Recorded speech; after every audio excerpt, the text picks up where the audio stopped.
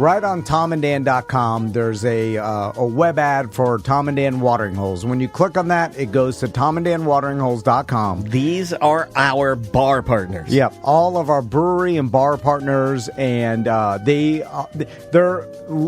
hand vetted by us because we like going to these places, and we want our listeners to go to the places that we like. It's a little bit selfish. Like, we've got Will's Pub, Little Indy's Dirty Laundry on there. Yep. We've known Will for a very long time. I mean, we're starting to eke in there into Willville, which is fine with me because I love that place. Yep. Toll Road Brewing. Guys, if you like handcrafted beer and seltzers, this is the place. Now, I got a free weekend. I might scoot up there and try to snag me some seltzers because I want to try their handmade seltzers. You've had them, and you said they're second to none. Yeah, and the brewery is amazing, and the inside, so that's right there in downtown Ocoee. Yeah. Have you been to Hourglass, our main beer partner? Like, I love those guys. They got great beer. They're always doing fun stuff, and their tap room is one of the most fun places you can take yourself. Yeah, gigantic. It's got pinball and arcades for the kids if you want to bring art, fun stuff beers to look at, crazy amount of beers rotating every single day. A tap room in Orlando.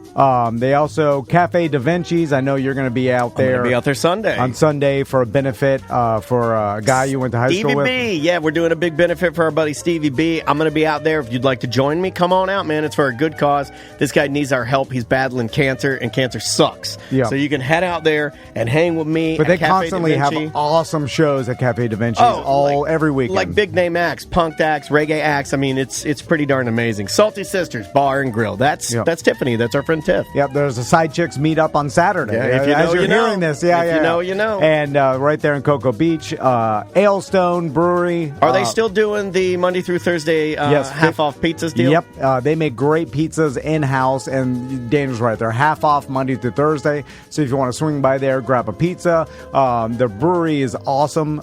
They've got a great courtyard, and their brewery is beautiful. Yeah, it's really, really nice. Well, okay, let's see here. Weston Trading Company in Celery City. That's in Sanford. You can hit both of those. In fact, what I would do is I'd start at Weston, grab myself a Sunshine Bomb, hang out there for a little bit, and then I'd walk down to Celery City Craft and get myself some crazy beers. Yep. Now, I just went here with Andrea 2 weeks ago, Johnny's Other Side. We sat outside. The weather was great. There was a band setting up. We had the $5 crafts flowing in, like we were getting our drinks. I got a big, ginormous hamburger. Great place to watch football, by the way. You go there for the brunch. They were setting it up. They're putting, nothing makes me more excited than when I see the little laminated tag of the teams being stuck on all the TVs at Johnny's. Yeah, if you're looking for a place to watch NFL games, go there for Johnny's for brunch and then stay for the NFL games. And when's the last time you've been? He enclosed it. Yeah, it looks other side is different. It looks like a giant barn now. So the whole area where the beer shack was is twice the size, and there's a giant roof over it. So no rain, no sun. You're under there. You're nice and cool. You're getting blown by a fan. You got all the TVs. It's awesome. I like getting blown by a fan. You ever been blown by a fan? We're two old guys making old dad jokes. We like to be blown by fans. What else is there? That was it. Tuffy's Music Box. Tuffy's there. You could just go to TomandDanWateringHoles.com. All right. Welcome to A Corporate Time with Tom and Dan. I'm Tom. I am about to burp. Sam's here. Hey, Sam. Hello. Sorry, I didn't want to burp. I don't know what's going on. I do know what's going on with me. I had a big bowl of hot pot.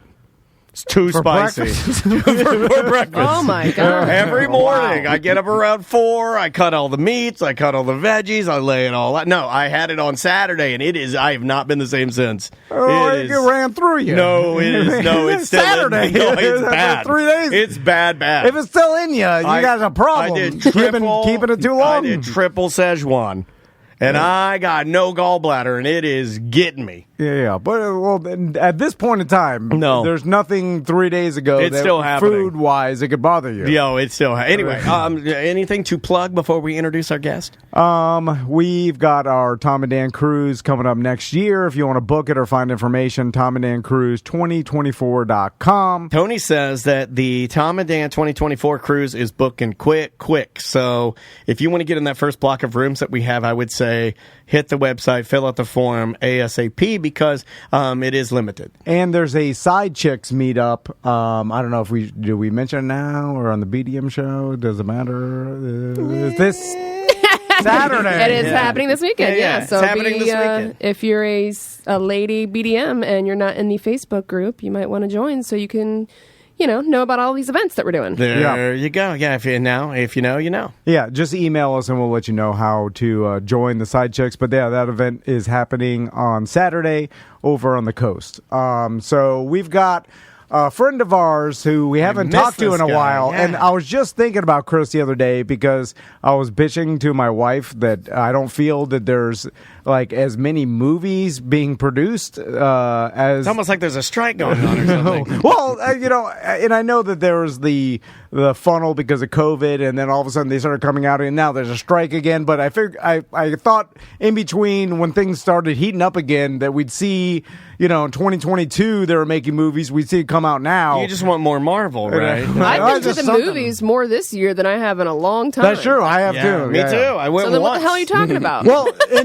it just doesn't seem like there's many good movies that I'm like, wow, I want to go see. Wow. Like, every Nothing couple impresses weeks. you, though. I know. Has there Chris been Crespo's one? here. Yeah, Crespo Yeah. from Cinema Crespodiso What's up, podcast. guys? What's up, man? How you doing? I went to Fogo de Chao like a week ago, and I haven't been the same since. Yeah, I'll so this tell guy you. knows. Yeah, I went in. What happened to you? I don't want to know. I already did. I went in hard, man. Yeah. With the triple. That's not how Szechuan. food works. It is how food. You don't do any type of crazy food. You Yeah, eat your, I do. No, you do No, not. I'm just saying, but you do not. You don't it eat don't- like you don't eat like the Dennis's eat. It only affects your body for 24 hours. No, I mean, not if you're weak. If you're weak, it sticks with you a while. How good? Yeah, like anything gastro to me sticks around like some sort of it sticks around like AIDS. It sticks around. it becomes a lingers daily- with me. That's not how It gastro lingers works. with me, and I have to fight it with a double dose cocktail daily to double dose it to get it to knock down, get the white blood cells back up. Yeah, I'm doing that lactate Pepto cocktail. Yes, he knows. I've been doing this morning. I had a tiny Ensure and a glass of water because my stomach is done. Reminds me of that time my pop-up ate a burger See? with a knife stuck into it. Yeah, but that affected him Pub immediately. burger. They had a pub burger. Greasy Wagyu burger. Everybody in the Claremont hang glider office had to Clear out, dog. Goddamn, Burrow. how you doing, Chris? I'm doing good. There are for sure, it does feel like there are, because of COVID, we were just coming out of COVID and all the production delays of COVID. It feels like there's less movies that there have been in the past, right? But then also now with the strikes happening, there's less movies being announced. Because, on my show, I do news every week, and I'm always saying, this has been announced, that's been announced. They haven't been announcing a lot of stuff, obviously, for the last few months because of the writer's strike and the SAG strike. And there's, no end in sight, unfortunately. So, it's possible that these people just want to get a standard wage. they want to get paid, and they also don't want to. They also don't want to give up their AI likeness. I don't know anything about What it. is it? A big thing is that the studios want, a proposal they put out is, here's why SAG is on strike, because the studios Why do we they have to call it SAG? yeah, it's a terrible name. I'm always gonna laugh. It is funny. They want to pay an actor for a half day's wage to scan their likeness, their face, their body, get their voice, and then be able to own that likeness and do whatever they want with it in perpetuity forever and ever. Amen. And then never have to pay that person. Oh, Hey, that's smart. That's awesome. That is awesome. It's pretty I wanna smart. do it's that. awesome for And studios. you know what? It's going to save a terrible for lot artists. of money for these studios because they're not going to have these people there eating off their dime. They're not going to have any porta potties right, on sure. site. They just start paying for render time on computers. That's Yeah. it. So And you obviously, can do that all in the actors don't want background. that. It's going to speed up movies. It's going to get more movies out there for us to enjoy. And they're going to be all so good too, which is the thing. And then it's not just that; there's also residuals. It's getting money from streaming because they used to get residuals from television. If your show or movie played on television, you would get a check as an actor 10 years later because your stupid movie played. Oh look, I got another $100.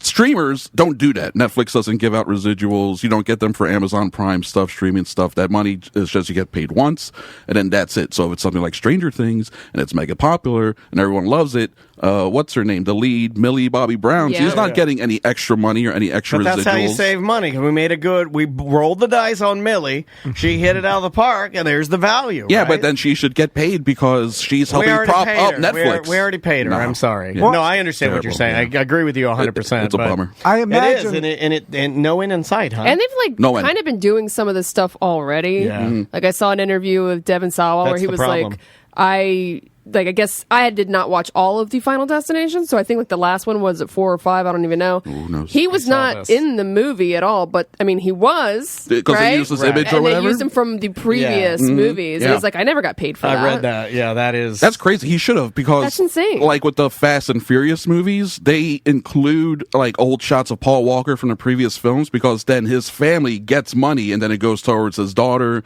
and the Walker estate. Like they actually want that to happen actively, so that's part of the reason why they include him in the film still, even though he's been, Gotcha.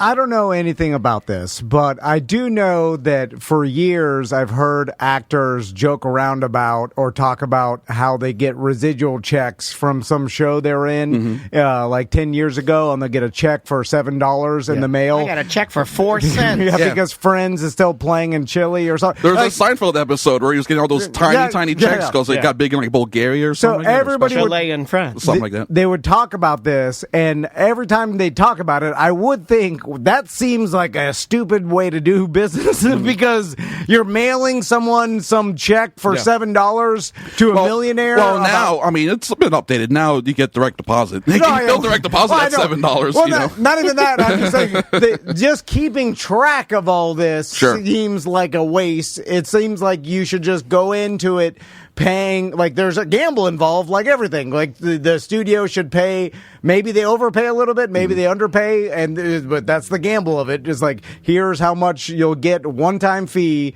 and we'll pay you what we think we're but sometimes it'll hit, and the actor will be out, and sometimes we'll overpay the actor. That's how it's kind of like a sports star, right? That's how I thought it was. Yeah, I thought there was that in play, and there were good deals and bad deals. It sounds like this, though, is more defining the future of where they go, Yeah. because it seems as if they neglected this for so long that now we're staring at it, and it's like, oh my God. And I would imagine you understand this more than Tom and I do, because we absolutely don't. And when you say no end in sight, if you had to sum up one reason why there is no end in sight, why is no one seemingly budging on this? Because it's a very non-adult way to approach things where no one's budging. It's like, guys, we all have a job to do here. Big studio and actors, so do the right thing and talk it out. I think a lot of people are saying that the biggest problem is on the studio side, the Association of Motion Picture and Television Producers, I think it's the name of the group. It's this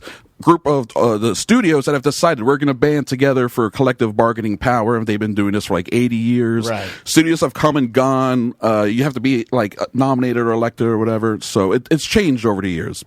It's changed since the last time there's been any negotiations, which was 10 years ago. So now, involved in that group, you have Warner Brothers, Disney, Paramount, Sony, your traditional studios. And then you have Netflix, Apple, and Amazon Prime. And those three companies are in a different business from the studios. Yeah. Apple's a tech company. Amazon's a delivery service with a video component. Yeah, they don't need that stuff. don't need if you're selling, I mean, they're saying that the new iPhone that just rolled out is selling better than they even expected it to sell. Yeah. Well, they don't need to make more Apple Plus shows. If it dies, it dies. It's like a legacy prestige thing right now that they're even spending We're money on doing it Martin because we Scorsese can. movies. Right, Yeah, right. exactly. And it's like to help their like stock price, their portfolio, not any sort of profit thing. Netflix, they're the only one of those companies that's profitable right now because they've been doing it so long, and they want to remain profitable. So they're in the business of making sure streaming is the thing. The studios have, after the last few years, we now have empirical evidence that streaming is not profitable without a theatrical component. So the studios want to keep theaters and movies alive. Netflix does not want that. They're actively in competition with each other, and then they have to agree on an agreement together, what they will accept, and then agree with SAG and the WGA. So it's all really, really murky and messed up. It seems like the whole movie and streaming industry is going through a transition phase, and it was always done a certain way, and now we're looking at the reality of how people consume content. And of course, this started almost with like a huge push during COVID, where the streaming services went crazy. Yeah. And then the studios were like, well, we can't. People aren't going to the theater, so let's start putting our movies Right, on the streamers, directly. which the streamers obviously love because then it boosts their bottom line. What they thought it would. But it's. What happened with HBO? They put out Wonder Woman 84, December 2021 or whatever, 2020. Nobody remembers that. I know it's a terrible film. Yeah. A lot of people subscribed to HBO to watch that movie, and then within 2-3 months or whatever, when all those free trials ended, all those subscribers left. No one stuck around. Yeah. They only signed up for the one. That was the movie. Soprano effect. Same thing we used to do back in the day. You just Once sign the up show and- is over. Yeah, and then you disconnected from your cable service. Yeah. I mean, Yep. That was happening with like Game of Thrones too, or whatever, Yeah. and so I have to imagine that they'll figure it out, because as these companies go longer and longer without putting out content, it's going to start affecting them. They're right? losing an insane amount of money. And then, so they want to get it figured out.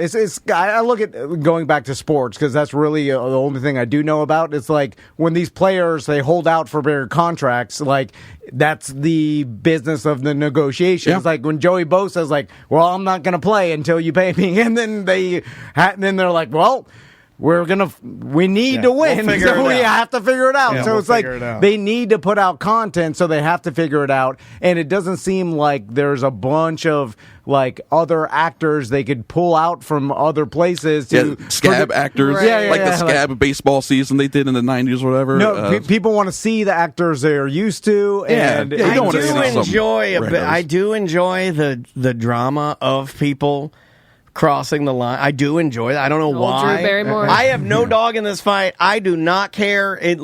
But I do enjoy. Like, I'd like to see a big budget film made with really poor actors. Like, I like the Drew Barrymore thing. That's very funny It to would me. probably be like a cult classic. All right? the Yeah. other shows that are following suit because because there were other shows that were coming back too. Y'all just singled out Drew Barrymore, but there were tons of other shows coming back, and she was really vocal about it. Oh, it's a mess. Well, I could put myself in like Drew Barrymore's shoes in the fact that imagine if You guys are about the same size. Well, Like, I think like Are you even going to sit on the floor and stare into my eyes when you talk to me? well, imagine if it's the lisp, right? Like I can't get past that. I hear it. if there was some sort of gigantic podcast strike, and then everybody was like, "No one do any podcasts until." Oh, I hope that happens. well, our business would fail. You know what I'm saying? we got to stand in solidarity. No. But I would be like, "Well, screw you! I know. We're doing I know. I'm podcasts." trying to put myself in her shoes. Well, and then it's like we have to, stay in business for our families. Like I'm not. I I can't. mean, she could afford to pay her staff. A lot of other people do that. Yeah, Instead of, the Tonight Show guys,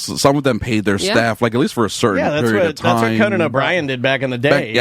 When he was affected by that writer's Yeah, strike. she definitely could have chosen. I mean, she's literally been in Hollywood since she was 3 years old. She's got the coin. You would hope. Yeah, you would hope I- so. She could I have think chosen yeah. a different path with a less bumpy road. I don't think she thought it through. Yeah, if she's that concerned about the hairdressers, just pay them. Right. I don't know her finances. Right, I don't either. And it's like, you say that, it's like, oh, you're a millionaire. You could pay everybody out of your own pocket. Well, that's not how business works. You know what I'm saying? Like, Right, that's the counterpoint of that too. the business It's has like to pay. it's like when Oprah know. and The Rock did they wanted to do that fun for Maui, and everybody's like, "You do it." It's like, I understand what you're feeling. They're trying to raise money. It becomes super complicated. But anyway, It's a bad It mess. is That it'll get mess. figured. It'll get figured out. eventually it will get figured out. The but- market will figure out everything. Yeah.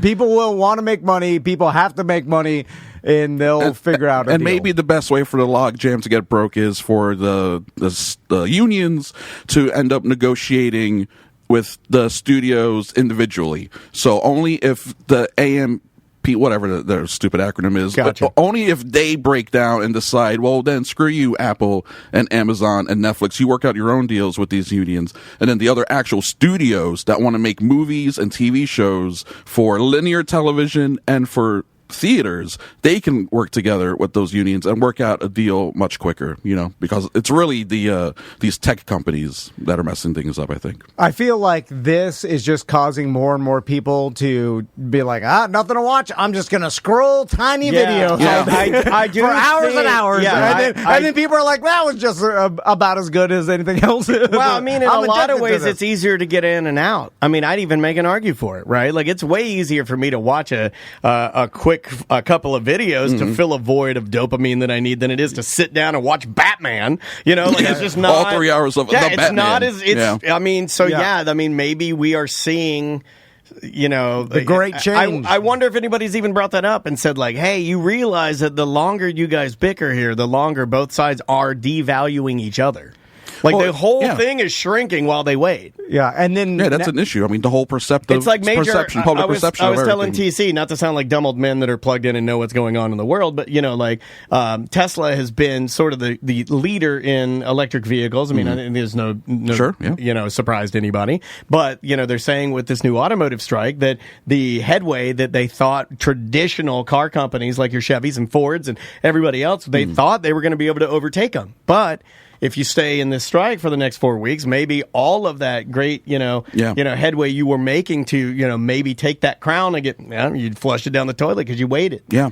Or you had this strike happen and it devalued the entire thing. I don't know. We've seen this. I mean, this is not obviously anything like the porn industry, but we've seen... Hold on, I like this analogy. It's exactly like the porn industry. Well, you've seen the industries change, music, porn, whatever, where the internet comes and then people an industry tries to... And notoriously, Spotify doesn't pay the artists Right. crap. They get 3 cents a stream or whatever it is. And it's never going back. We're not going to go back to the 90s where people made money off it's their music. It's peer-to-peer now. If you want to make money in adult videos, you make your own high-quality videos and you sell them to people using your own social media account. Yeah, direct to market. You don't go to browsers anymore. You don't go to dog a production company. You don't need that. Yeah, and then it's with streaming and then people consuming content, it has changed. And what's going to be on the other side of this? Who knows? Yeah.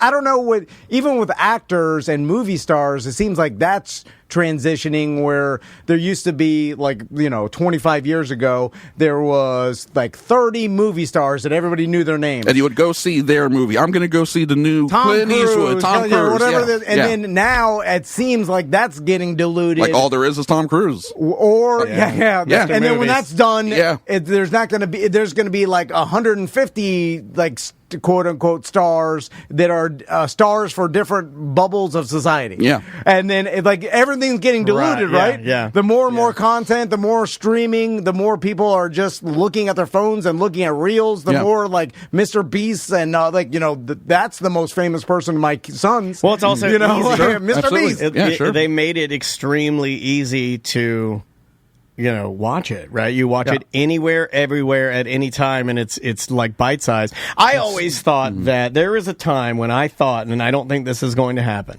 but there was a time, and you could probably tell me when this, or pinpoint when this really started to happen. There was a time as a young man I thought, can you just wait until we're able to watch movies in our house? You just pay a little bit of money, you watch the movie in your house. It's going to revolutionize, it's going to make movies bigger than anything in the world because you're going to get movies in your own house. It didn't work like that. We have movies in our house, right? Yeah. We can almost get blockbusters a couple months later, whatever. It just doesn't seem like it's that big of a deal. But the fact is, the theaters, there are people going to theaters, there are. but only for blockbusters. Yeah. The mid-range and small movies are making they're money rare. anymore. Yeah, they're definitely rare. I mean, there is your occasional Everything Everywhere All at Once, which came out last year and made 60 million domestically, but that was a true, it had legs that went for a long time. It's a small movie that people are just telling you got to go see this crazy movie. And it made money over a period of months as opposed to weeks, like a blockbuster where something like a Marvel movie will make 90% of its box office in the first 4 weeks of its release. And then after that, or even in the first 4 weeks. But then, Top Gun Maverick was in the anomaly where that made money for 8 months. But also there was less stuff in theaters last year because we were just coming out of COVID. So that's a weird thing anyway. Welcome back to A Corporate Time. So Deborah's here from Fairville Megastore. I am. How you doing, Deborah? Very I'm good doing to see great. you. Looking Thanks. fashionable. Yeah, I you am. look great. Look at Look at that that. thing. That I is. know, right? She has on a light pastel pink festival small furry party jacket. Yeah, it is definitely a party jacket. It is way too hot to wear it outside today, but it feels good in here. Yeah, it's usually freezing in here, so she has to bring her own festival wear to That's right. warm herself up on the Tom and Dan couch. I was just looking for a reason to wear this. That's all. Yeah, You're like, I know it's cold in there. You know, that one I will also say is not really that crazy. No. Like almost anybody could pull that off. Like almost It's cute. everyone I know could pull off like a light pink festival jacket. Do they still make real fur? Like, They is do.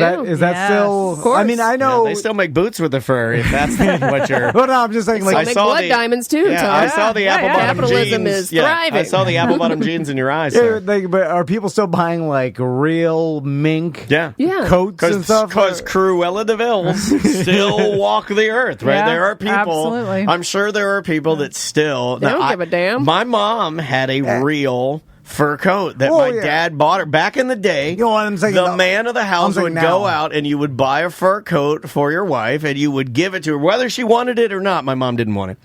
And you would give the fur coat to her. It was a sign of male dominance and wealth.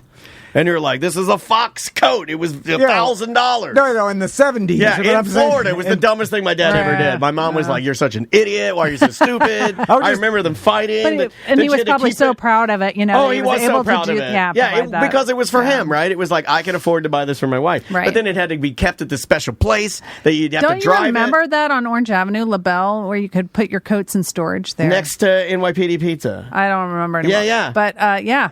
And you go, and my mom, I remember my mom would have, like, she put it in this thing and then drive it to this place and then they'd Yeah. store it so it wouldn't die. What do you mean die? You wouldn't Because get it's critters like- in it. And Yeah, stuff, you know, because the right? real fur starts to deteriorate because it's skin and stuff, right? And the fur used to be organic, so yeah, like so, and it started falling up. Well, if you don't care for it, I guess it falls apart. I sold it. I was like, I have no need for it. You sold it. Yeah, I sold everything. I wanted it. Yeah, you want my mom? LaBelle's still open. Yeah, I LaBelle's just still saw open. Alright. it pop up. Oh, there you go. Yeah, they are still open. It was down there next to NYPD Pizza. So at one point, you could see the Backstreet Boys and an old lady with a fur coat. Pretty awesome. What do you think? They are Florida's largest full-service furrier. Yeah. What's a full real fur coat cost? More now than ever because people aren't into it, right? Yeah. I remember Well, the price of my mom's fox coat. It was $1,100. I remember that.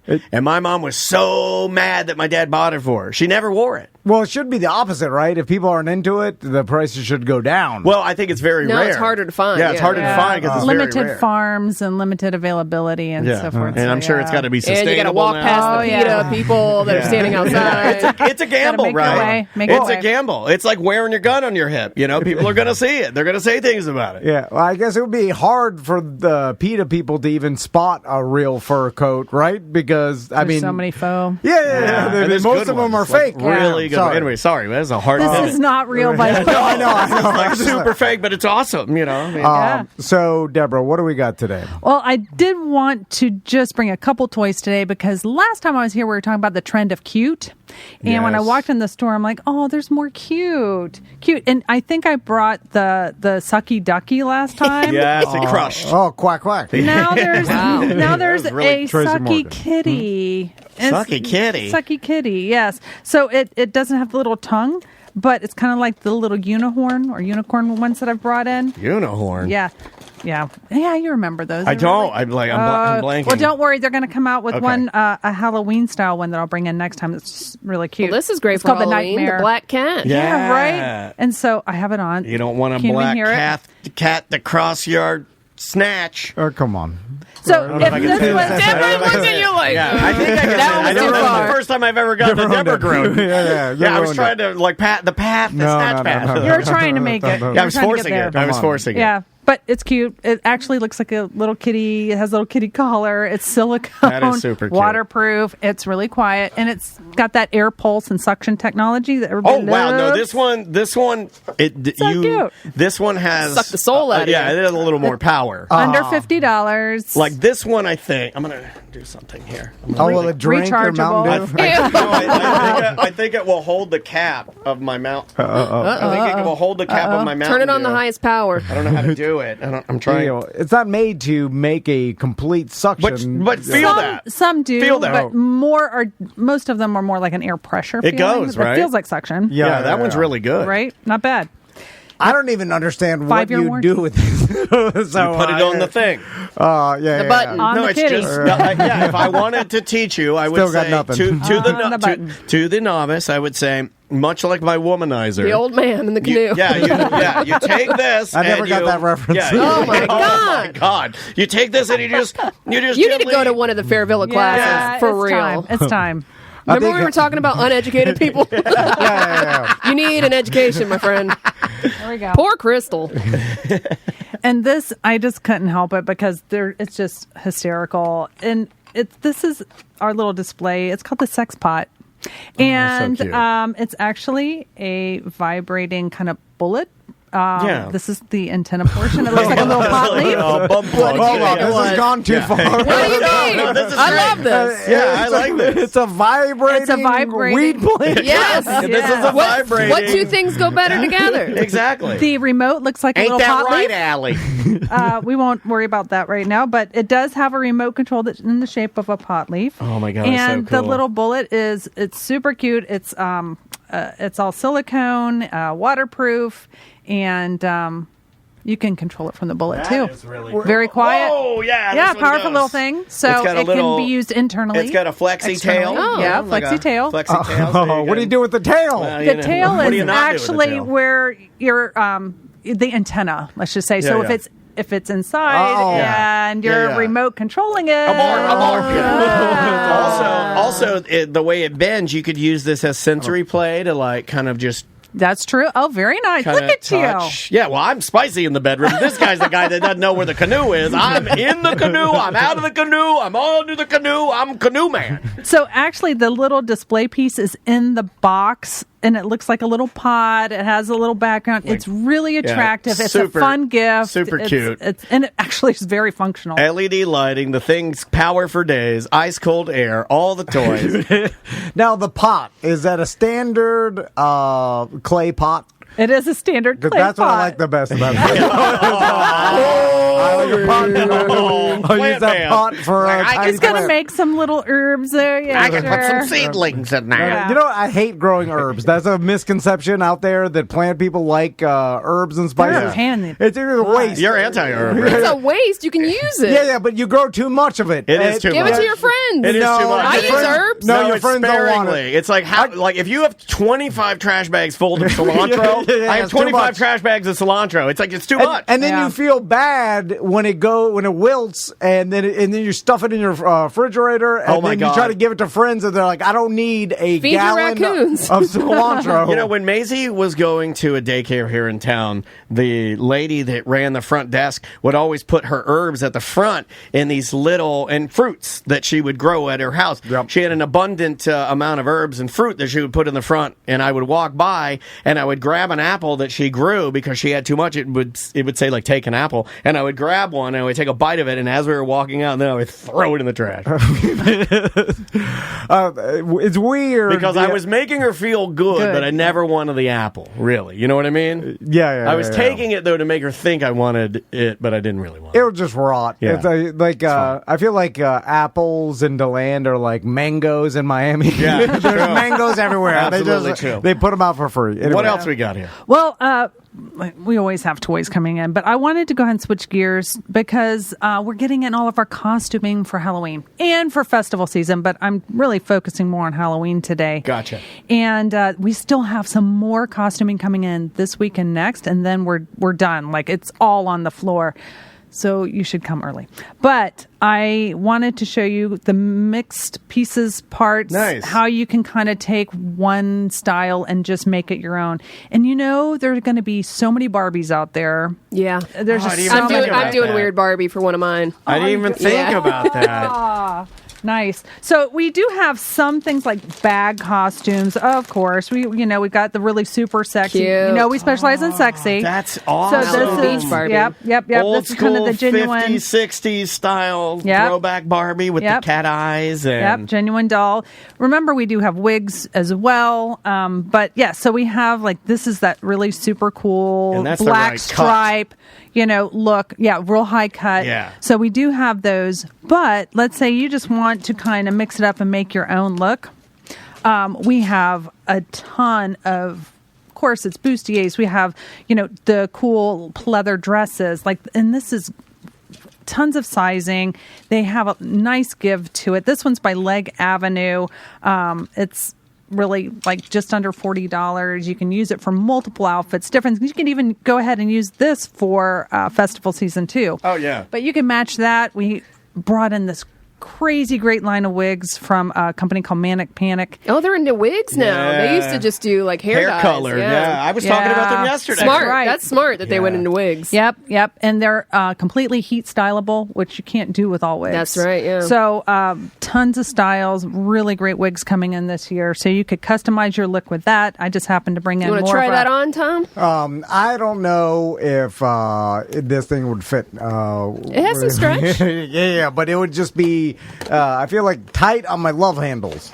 Yeah, I like tight on my love hand. I'm conflicted because I like wearing a rash guard around the house, but I never wear it out. I just wear it around the house. The good thing about getting your Halloween costume at Fair Villa is the likelihood, if you mix and match a bunch of different things, you're not going to have the same costume as other people. No. Which is, I feel like a downer when you go to a Halloween party and someone has the exact same costume. God, there's 11 Chuckies here. Yeah. That's wild. So feel this wig is just Ooh, so put the wig soft. on. Put the wig on. Where am I Put the wig on, loud? I please. mean, you don't want me Yes. to put it on, do you? Okay, I can put it on. It's lovely. Yeah, Hold on, I wanna yeah. do And this it's kind of right. that unicorn coloration that's really fun. All these different pastel colors in it, and it's already got a little bit of curl in it. This It's a is long beautiful. I wig. want to make sure I put this on correctly, Tom. I didn't bring you a wig cap, sorry. It's fine. You know what I always pretty short. Wow. Oh, that's pretty.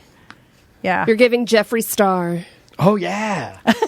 I do look like Jeffree Star. with facial hair, though. There, that's Yeah, nice. like when he was rolling with Paris more. Yeah. Right? there you go. You're giving me nightmares. I can't look at you. Look at me. What if I was on top of you?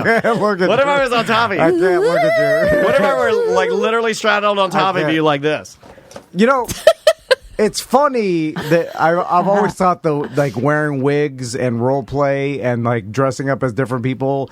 I always make jokes about Look it. right because at me. It's fun. I can't look at you. Look him in his eyes. It's funny because you're kind of admitting openly, Yeah. even to your partner, I that look you're like- trying to be a different person, which is kind of funny because the whole thing about monogamy is that you're with one person, but by dressing up and putting wigs on, I mean, their face is still the same. Their body's still the same. They No, just got a new Look at my hairstyle. face. My face is exactly the same. no, I know. Yeah. There's nothing different. In fact, what if I told you I feel freer right now? This is how This I is your wanna- authentic self. I feel this. I do like the attention.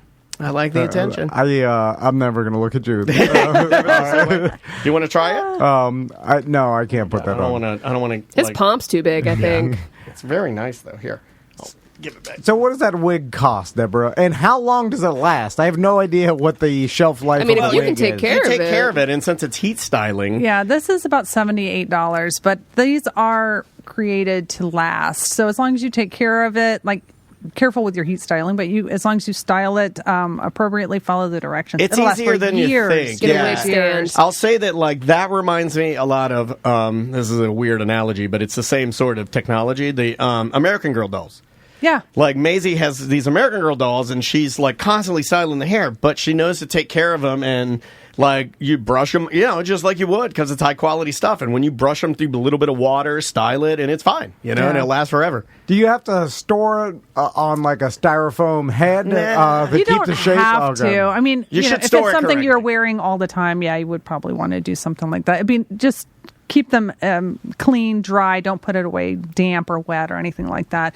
Just common sense. We got a wig from my you wig guys. is moldy. Little mold dots. We got that would be bad. we have, just so you guys know, Andrea has a lot of wigs from Fair Villa that are still in play at the Dennis household. We have a couple of them that, we've had for as long as Yeah, I've known Deborah. So I don't know, years. 20 years?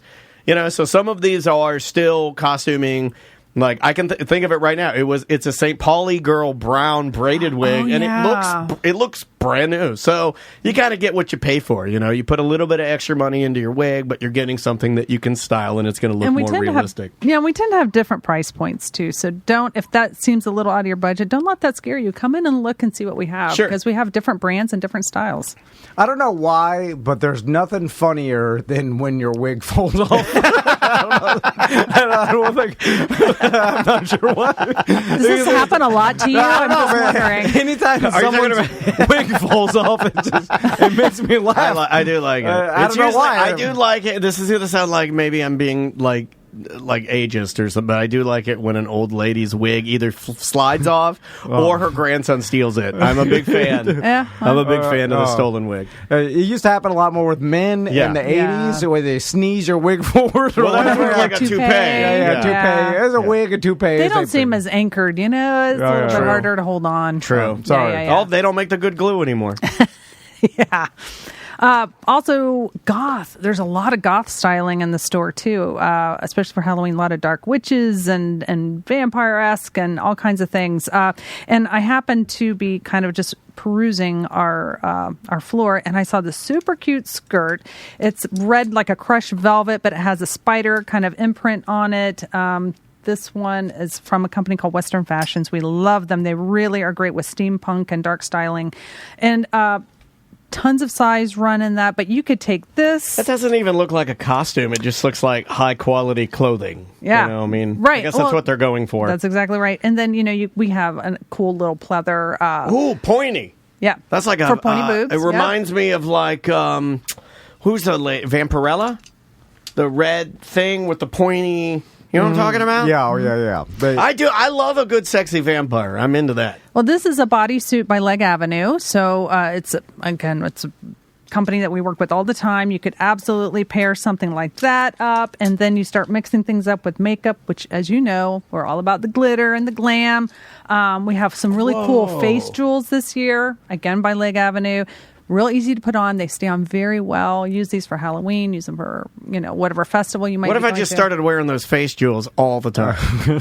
Oh, I could get you in some face jewels. Yeah. That looks like it would be hard Do they just stick on? Yeah. Like a peel and stick? Yep.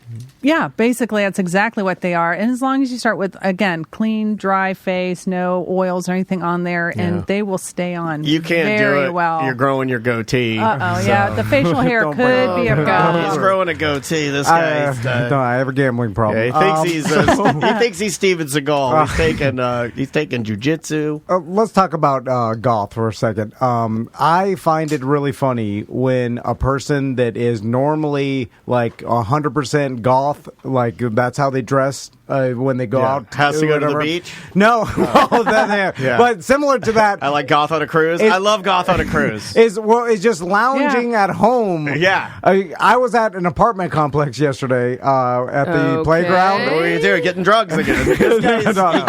My son told him. They wanted to go to Wawa for dessert. So we rode Wait, no, back it up.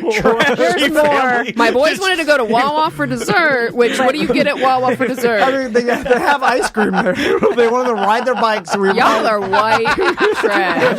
Hey, look at them goths. Let's ride our bikes to get some ice cream at Wawa. You are trash family. And then we get our dessert, and then we eat it out of the picnic tables with where the homeless people are. With what seems like where the most successful homeless people have their business meetings. It's the bitches at Wawa. It is. They call it the boardroom. That's right. And then we sit there. Castleberry boardroom. And then we all eat our ice cream, and then we leave there. And the boys are like, let's stop by the playground in the apartment complex. That we don't live at. Yeah. You guys are the worst family. Hey, let's go look for used condoms at the park. So we stop by there. What are you doing, man? And then Are you pulling them in the wagon still? No, Okay. we're riding bikes now. All but right. then I saw a man walk to go get his mail, and it was apparent that was a goth man. He lives his life goth, right? Yeah. Okay. But he was like in his like comfortable housewear, which was like long and one shorts. Were they black, though? No, they were, because it's hard to find goth comfort housewear. Yeah. I would think. think? So Maybe we should- they revert back to everybody's housewear, which is just like athletic basketball shorts and a t-shirt. But I was like, oh, you normally look You like have more because- buckles Yeah, normally. because I think he still had an eyeshadow on and he Yeah, like totally blonde or bald head and like a white. Well, that could have been anybody, really. I mean, around here it could be a wrestler, it could be a DJ, it could be a Universal or Disney actor. Not in the apartment complex. Understood. Interesting. Sorry. I just kind of want to be a fly on the wall for that walk. And did you have ice cream? Was that the dessert? No. Yeah, we're gonna get the ice cream at the Wawa. Yeah, all right. And of course, you can marry that up, like I said, with glitter, but we also have some really cool hats, goggles. I brought this really beautiful red, black hat that it could be steampunked, it could be very gothic, it can be vampire, anything. This is a more feminine style, but we have tons of cool hats. We have crowns. Just, let us help you customize a look that makes you feel great. It's like the stuff that's like super unique that you're not going to really find online. A lot of these things are made by, again, I know we say this, but people that you guys have been working with for a very long time. It's kind of like the leather masks you guys have had. Yep. Like they always have like That these- looks like a New Orleans voodoo hat. right. Yeah. That's exactly right. You Yeah. want to try that? We can definitely make you a voodoo priest Do you or wanna be, priestess. I think this should be your new business hat. I feel like every business meeting. Yeah. I feel like that's your new business. Confident, Yeah, right? if you show up in that and you're like, okay, this. you Let know me what that pitch you my says? business You know idea. what that says? That says I am a successful podcaster. Will it intimidate my Oh, yes. It's already intimidating client me. into spending money? I'm intimidated right now. Yes, but you can look them in the eye. Yeah, that's pretty wild. And because I'm thinking of you guys, we have some really great men's stuff this year. Is that a utilikilt? It is. This is one that we went out, and it's kind of. It has a little more of a goth feel, not as much as in the utility. Like it doesn't have all the pockets, but we Gotcha. do carry some of those as like well. a lighter We got one. some plaid. Jonathan Davisy. We have. I like this kilts. one. Yeah. So this one's super cool. I've always wanted to wear one of these, but I know you guys would like literally just annihilate me. So- because I'm too little. Oh. I'm too little for Get kilts. a shorter one. You They can have don't make shorty kilts. Get it all. Yeah. altered. Get it altered. That's like it's going to touch the top of your feet. Yeah, exactly. If I wear this, I'm it's like a ballroom Like a gown. Pentecostal Here, woman. look at that. Would you wear that? Yeah, I think you'd look quite fetching in one, Tom. So that's cool. It has the rough edge on it, and you can make it steampunk, goth, whatever you'd like to do. You could make a Braveheart. You could do. Yep.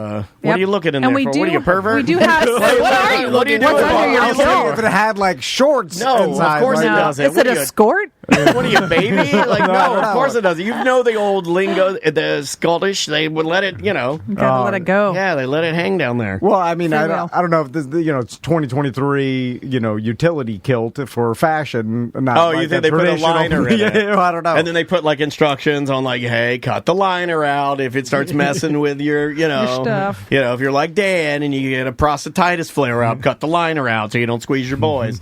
But we do have them in plaid, and we have a more like a leather look too. So there are different styles. You can really have a lot of fun with that and be comfortable too. You see them a lot at festival wear. Whoa! And I brought this because I thought this would look so great with a black kilt. It is a vest. It's kind of like this brocade looking vest. Business that vest. is freaking great for steampunk or vampire, or if you just want to feel good. Yeah, Throw there a black my shirt voodoo on, hat. Yeah, this right with your voodoo hat. No, this is your business vest. You put this on no shirt. That No, no of course shirt, not. No shirt and wide open. Yeah. You run this thing wide open. You so might I need can, some jewelry. and you're gonna have to grow out your. I know you bick it, but you have to grow out your happy trail to your pubes. You grow your happy trail to your pubes, and you wear this wide open with your steampunk business hat. I can see you in This it. is very.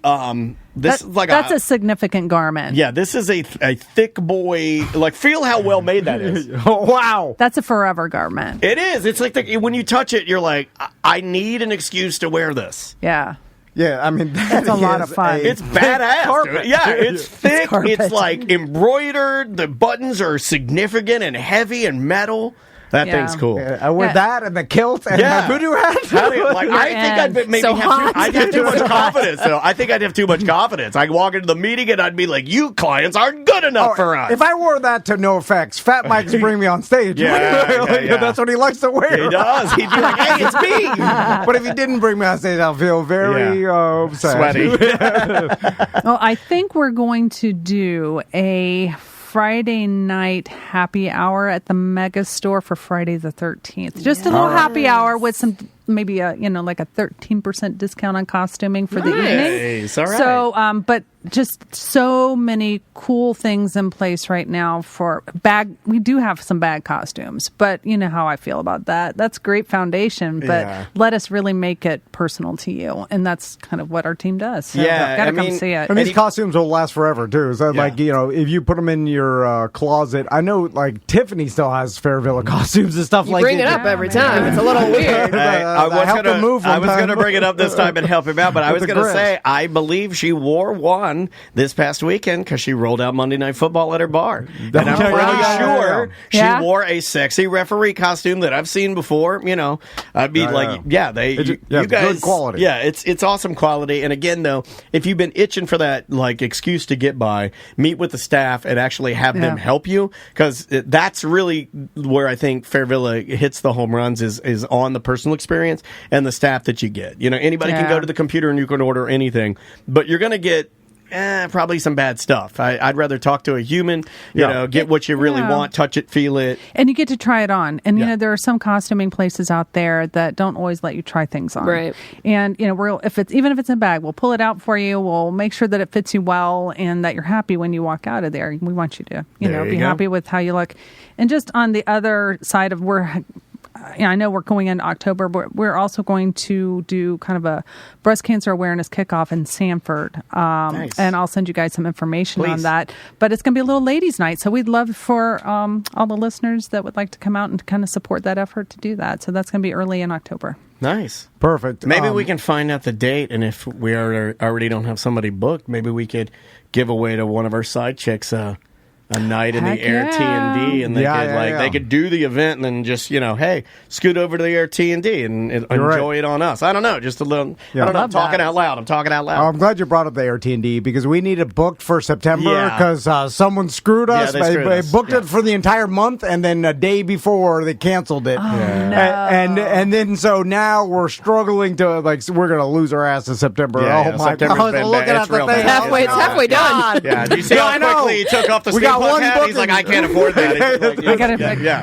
Hey, there's Fairvilla games in that. Who books for a month on an Airbnb and then cancels a month? Like, you're screwing the person. Yeah. People booked this and they did it months ago. Wow. And anyway, I think it was the government and some jury. The government. We think it was the government. No, I think it's like the local court books stays for juries. I think it was something like that. They were booking somebody that was coming to town. Or corporate or something, I don't think it was a person who books a month. Anyway, sorry, Deborah. Multiple Fairville locations, OBT's, the Mega Store, the brand new Sanford location, Secrets Hideaway and Kissimmee location on I Drive, over on the coast, and of course, Key West. So, Deborah, thanks so much. I almost called you Fairville. Yeah, you can call me that. Thanks so much for being here. We appreciate it. And guys, we'll take a quick break and be right back. Welcome to Corporate Time with Tom and Dan. I'm Tom. I am Dan. Samantha, our producer's here. Hello, Sam. Hello.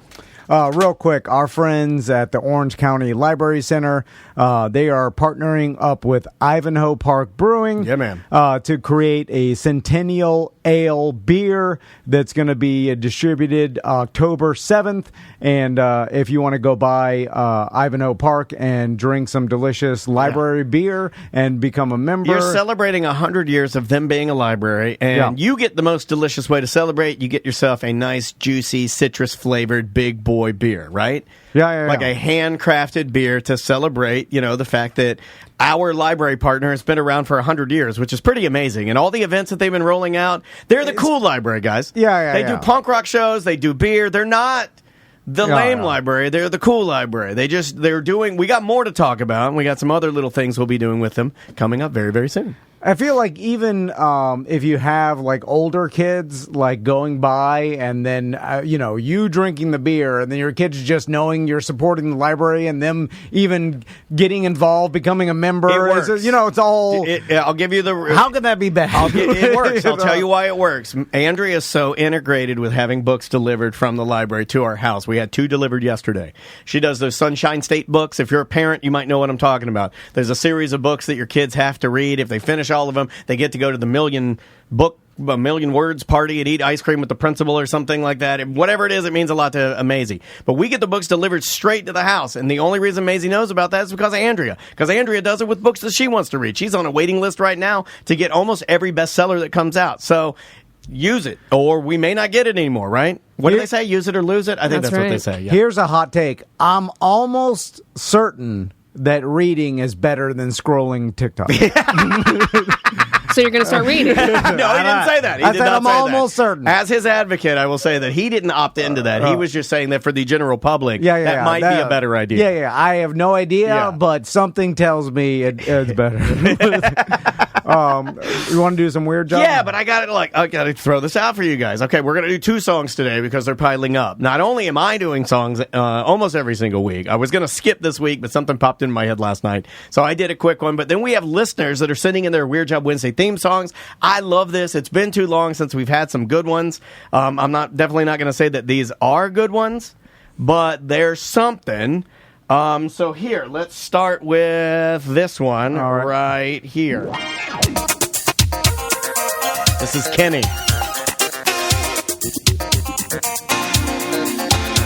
Well, they call me the pervert known as Kenny. You want fat slobs? Well, they got plenty. Are you neat? Are you tidy? What will you say? Well, we'll all find out on Weird Job Wednesday. Tom had an idea to do a fun weekly bit.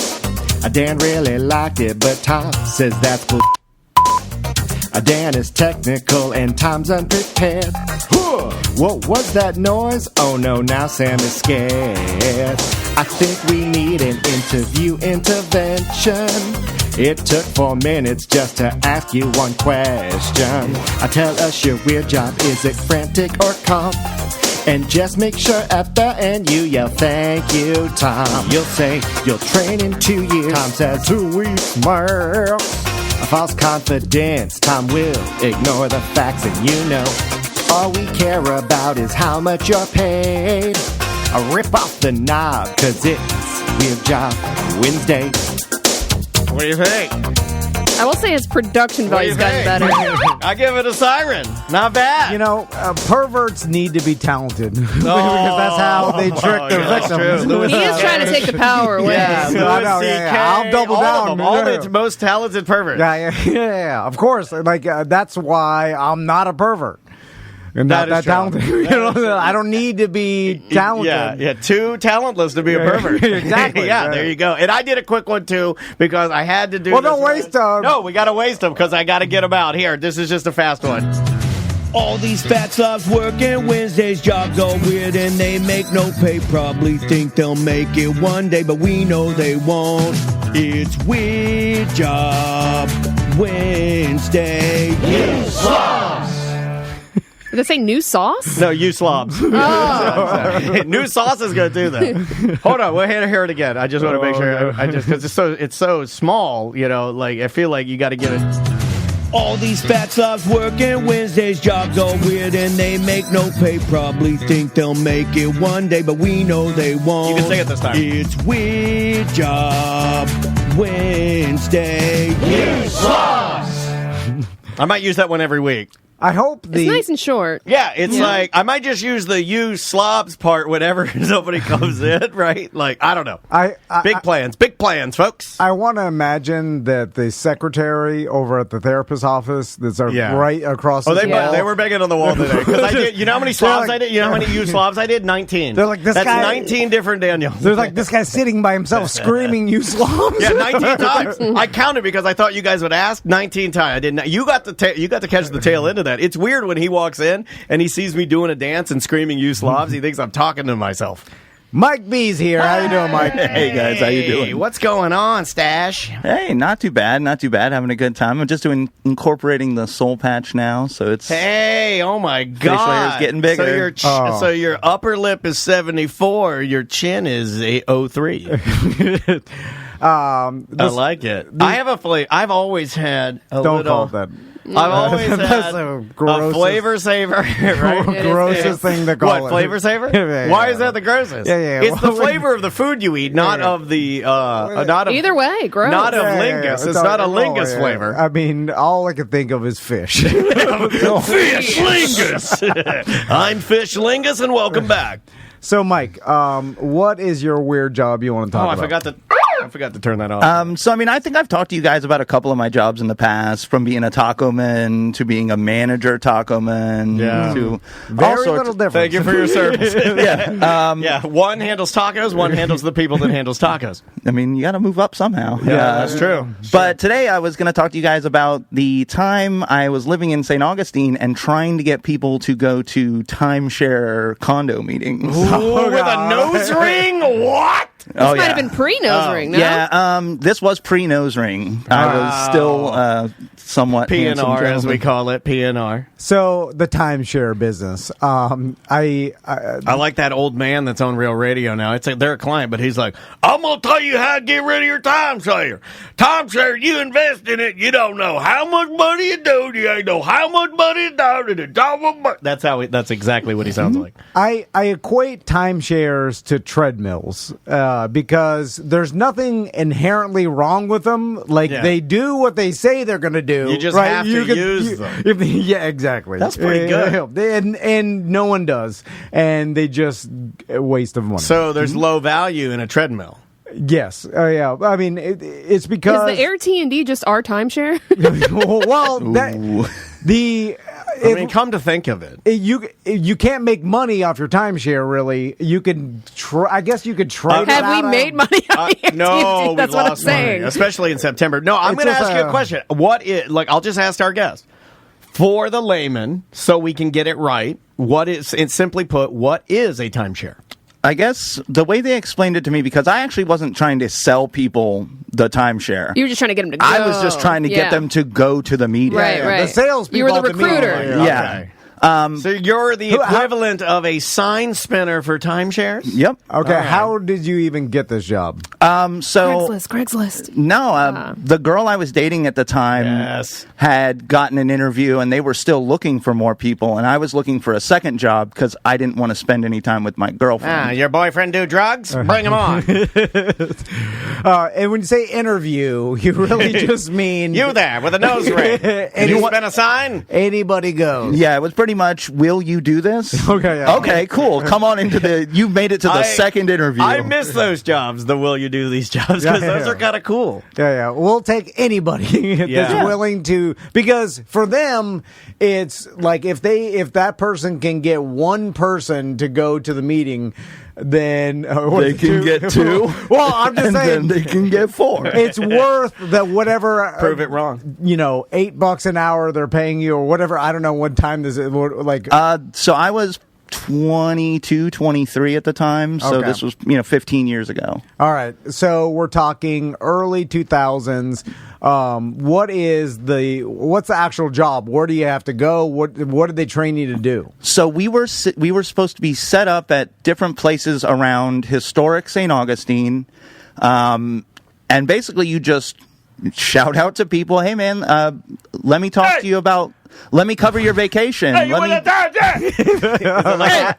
like that? Sales is pretty good, too. They almost specifically tell you to not say the timeshare part. Okay, what do they want you to So say? most of the time they were telling you like, Whatever you do, don't. like beer? People hear timeshare and they stop listening. Yeah. very much so. We got to think of a different. It's like multi-level Vacation. marketing used to be pyramid scheme. Vacation home. Yeah, vacation club is the one I hear a lot. Oh, yeah. We I like belong- clubs. Yeah, I belong to a vacation club. It's the most exclusive club. They didn't even want us to mention what we were doing. What they wanted us to talk about was what I could do for them.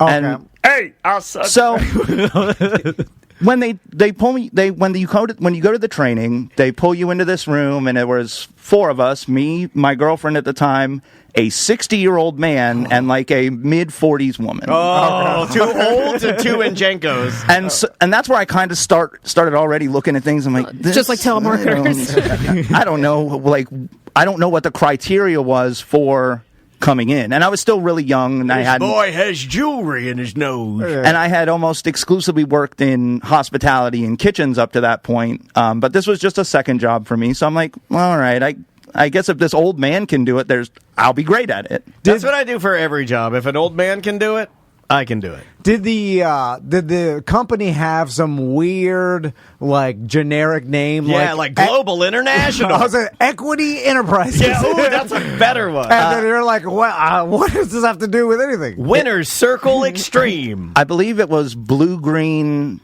travel destinations. Blue green. Blue-green travel destinations. That's fantastic. We already had to cancel blue and green, so we just combined it. So they get you in there, and they start telling you, like, people are going to want. Oh, they're still around. Strike that. People are going to want what you have, because I could literally cover 3 to 4 nights stay in a hotel there locally. The Wax Museum, all the little... Wax Museum! Oh, yeah, bro. I had... Torture Museum. I had I used to go to Flagler. Potter's Wax Museum. I mean, it's not going to win any awards. So you get a bunch of things like the free stay and the gift cards to the Wax Museum, and that's how you get them. And you're like, hey, do you want a free stay in a Wax Museum? You don't stay in the Wax Museum. That'd be terrifying. That would be terrifying. We set up a cot in the back of the Wax Museum just for you to stay. And so... You're basically just soliciting any tourists that come by. Yeah, pretty much it was set and repeat. Like, as soon as the person that I just hollered at was almost out of earshot, I'm shouting at another person. Now, this is the kind of job that gives me nightmares, because I'd be horrible at it. And it is technically just like sales. Right? No, but it's like cold call sales. Yeah, but it's lower than cold call, because you're street calling. You know, it's like cat calling. You're basically panhandling for a company, right? Like, that's what it felt like. I felt like the guy who was playing his guitar with his gog doggles. Yeah, doggle gogs. I can only sell things that someone wants to buy and comes to me and starts begging me to buy it. And then I can sell to them. But if you have me... What about a riverboat cruise? So you're saying you sell the things that sell themselves. You're not a salesman. Okay, I see what you're saying. Well, if you want me to go to some stranger walking by and convince them to buy the worst investment in their life. Saying that? Okay, hold on. Let me point out what he's saying. He's saying that this would not be fun for him. It's not fun for anybody. It wasn't fun for me. I don't want to. I know you don't want to, but I believe you are totally capable of selling people a bag of lies. No, I can't. I think you can. I think you can. I have to believe it 100%. I swear to God. I think you can. What if the person's really dumb? I have to. What if your family depends on it? Yeah, you're desperate for money. You have to do it. I'll do manual labor. Like, right. I can do manual like day labor. Well, just whatever other thing. Like, there's plenty of things that I could sell that I actually like. What if you're too stupid to know it's a lie? That was not about I can't do it. I can't tell someone BS. BS, right. Like, if I know 100%. Like, it is good for the company that you say this on the air. I promise. Like, it's good. No, I believe you. I'm just saying. No, I totally believe you. I mean, I make the joke. I'm trying to set up a scenario where you're not like really in it, but you're like, okay, I gotta do it to try and make some coin. All right, here's what I can do. I can tell them the truth about timeshares, and then like that old man, and then convince them, even though I know they're bad at life. So, for instance, Mike B. I know selling Mike B a timeshare would be a horrible investment for him. Don't do that to our friend. Yeah, but that's up to the person whether or not they use it or not. Like, it's not. I'm not in control of their life, and if I go to them and say, "Hey, listen, this this condo over at near Disney World, right?" Now you're going to be surrounded, but it's going to be like you're in Brazil. But you could use it 1 week a year, and you could bring your family to now you got to pay the maintenance fees. I mean, honestly, who wouldn't want to go to remote Brazil once a year? But it's a affordable family vacation that would You're gonna have to work on saying affordable. normally be presentation. $1,000 more. If you look at what the cost of Disney some resorts of them are affordable. Look, I'm not here to assassinate timeshares because there are plenty of people even in the chat room that say that they like them. I get it, but there is a reason why these things have a bad reputation. I mean, obviously there have been instances where people think get into them and they can't get out. And I could tell the stranger hey, listen, I could pretend to be the friend and be like, listen, just go and enjoy the stay. Go to the wax museum. Get the free Potter's wax museum. You go in there, take a photo with Vin Diesel, and just sit there and just say no. You're not interested the whole time. Now you got to be there for 4 hours. I used to make my dad do that all the time. You know that, right? And they will wear you down. I used to make my dad do this all the time. You know why I made my dad do this? Because I wanted to get a PC, a little computer. They had one of these timeshares things. They were walking by, and they said they were going to give a PC computer if you sat through the thing. I begged my dad. It was at the mall or something. I begged my dad, please sit there. He sat through. It was 4 hours. Then he ended up having to yell at the guy to get the computer, and it was a hunk of crap. I'm back in. I just talked myself into it. I'll do it. It's odd that you say that because in the training they tell you just tell them, listen, all I'm here to do is give you free stuff. You can go to the meeting. You can just tell them no. Just go in there. Right. It's up to us to make sure they don't say no. That's when they bring in Danny Denny, the closer. Yeah. Right? So Tom sets them up. They show up, and then you got to bring in the heavy hitter to put the real screws on them. I'm really there to do is give you free food and free stay good and cop, free bad attraction. Cop. It's a variation of good cop, bad cop. I'm the good guy here, man. I'm just here to help you. Take the pots and pans. That's Tefal. Tefal's a good brand. And so people love Tefal. In training, then they say, they give you all your training material, you read a little bit, and then they're like, we're going to do the live exercises, the person-to-person exercises. And they put you with someone from Blue Green. So all right, try and sell me to get to this timeshare. And I say well, I can provide you with free wax museum visit. And he's like, well, I'm gonna go. And they do that 3 or 4 more times. And now I'm like, God damn, I'm the king of sales. So they trick the salesperson into thinking they have power. Why don't they make it harder on you? You think that no, because then they won't want to do it. You got to give them some confidence of thinking they actually do this. I like how it's what I do with other podcasts. They tell me, "Is this good?" I go, "Absolutely, it's awesome. You're doing great." I like, we're professionals at tricking everyone, even our own employees. Yeah.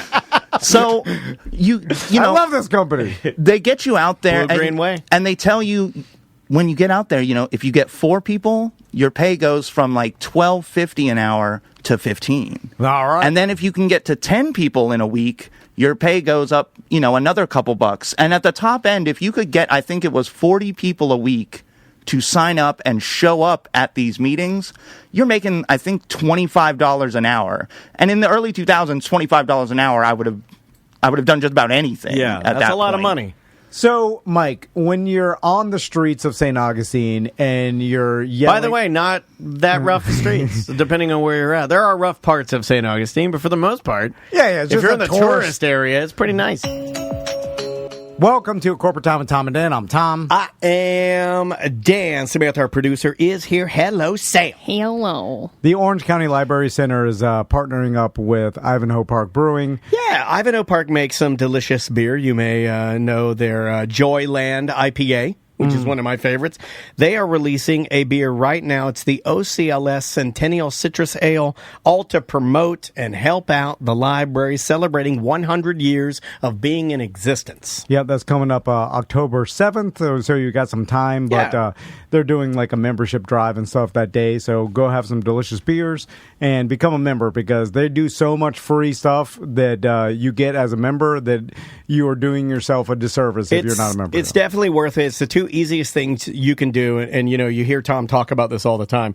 There is so much value in signing up to get your library card. Get a delicious beer and sign up, and you have more amenities than you'll ever be able to use at our Orange County Library. So, seriously, check it out. My family uses it all the time, and I think you and your family will like it as well. Let's do some voicemail email. All right, Sam, let's start with email today while I get these organized. First email of the day. Hey guys, I've been listening to Real Radio for over 30 years, and I listened and appreciate your growth from the other shows. That foot show on September 8th killed me. Damn, everyone killed. Hardest cry laugh in a long time. Thank you again. Keep up your adolescence brilliance. Go smoosh some toes and get your nastiest bunions looked at. Yeah, they like the old mush and foot sew. Doctor. The mush and sew. I'll be honest. I didn't think that was some of our best work. Well, everybody likes something different. Yeah, we're trying to do that. Try to bring everybody a little something. It's just because we were dancing hard to make it work, and that's so like the doctor's I blame Tracy because Tracy. Thank you. Finally, the hoodwinked. Truth. Can you say that anymore? Hoodwinked. I don't know. Is hoodwink problematic? I know. Okay, anything Tom says is problematic. We've eliminated long time no see. Yeah, long time no see. Did you say I hurt my parents? What'd you say? I thought he said his parents had herpes. I said I heard it from my parents. Okay. I'm sure. I don't know where I picked it. I picked it up from Florida culture, so I imagine it's bad. Anyway, you can't say kamikaze somebody, and you can't say long time no see. I know those two. That's the problem is when someone doesn't know the show and then someone else convinces them to come on the show. It feels like a trick. Whatever they told them to get on the show is a prank. It's probably not exactly accurate. It's a half truth. And then they're like, come on, the guys want to just talk to you about feet and being a doctor. And he was super cool. He was like super duper cool, but so cool that I didn't trust it. I was like, hold on a second, this is a backwards hoodwink. It's just we're trying to make it funny the whole time, and then he's like, I thought this was going to be an interview about, it was like he was ready to tell us, and then I'm here to do doctor stuff, and you guys are screwing around. Then he's like, oh, okay, I'll be funny when we wanted serious. We kept switching back and forth. Why do you do that to your guests? To confuse them. I don't know. We like to keep our guests on their toes. Yeah. I'd like to wink them. That's what I'm like. Don't say that. That's the first part of it. Stinking and winking. Anyway. Did we answer the email? Yeah. It was just a compliment on the show. Thank you. You know, I got to get better at taking compliments. Thank you, madam. We appreciate the fact that you listen. I appreciate the fact that you've been listening to all of the Real Radio products for a very long time. Thank you for being loyal to the station. Did you want another email? I don't know. I'm just being nice. I don't care. I only care if it was care. No, I thank you for the compliments of us. Loyalty to the radio station. I'm just none of my business. Look, I'm just trying to play nice, instead of being the Mike Lindell of the station over here. This guy's drawing a line in the sand. All right. Now, email. Or voicemail. Yeah. Okay. Voicemail. Hey Sam, Tom, Dan, this is Chris Strema. I was just chiming in on that new Exorcist movie that's coming out. I really wish they wouldn't advertise it on Hulu when you're watching like a totally different show. It's freaking horrifying. I'm with you, Daniel. That movie scared me so bad when I was a kid. I watched it at a slumber party. Now, I'm not saying that as if to villainize the movie and say that I say it as a badge of honor. The Exorcist is the scariest movie. To me, it's still the scariest movie. I can't name a movie that scares me more than that movie. Something about that movie, the way that it's shot and everything. Well, it's nostalgia. Yeah. Because you were scared when you watched it, therefore it translates now. It does, but even watching it now, some of the practical effects and the fact that there are real humans doing it and the graininess of it, the period of it, it's still scary. Do you think if we showed this to my sons would laugh at it? You think so? Yeah, I don't think so, because man. the makeup, the effects are all. I don't know. When's the last time you've watched it, Tom? It's still pretty scary to me. I watched it a bunch of times in middle school when the whole thing was like, hey, this is the scariest movie ever made. I think it's still pretty scary. But it's so dated that my sons. I think this generation's kids are not going to be affected by it. I think we are saying that because we were young when we watched it. I wish I agreed it's with emotional. you on that. I don't think so. I mean, because I see new stuff now I never watched The Exorcist until maybe 2 or 3 years ago, and I was like, this is pretty scary. Yeah, like I'm not emotional to any of the other characters. Like I mentioned last week, Art the Clown from the Terrifier series. He's like the new guy that everybody's like, because he's hyper violent. Like he does some really sick stuff. Like where there was like a naked woman. I'll just try to describe this correctly, but his most horrifying scene that people like always quote is there's like a naked woman and he spins her upside down. And then he takes a chainsaw and he starts right from down the middle, bits, and he just cuts her right. And people are like, "Oh my god, I couldn't watch it. I walked out, I vomited, and all this."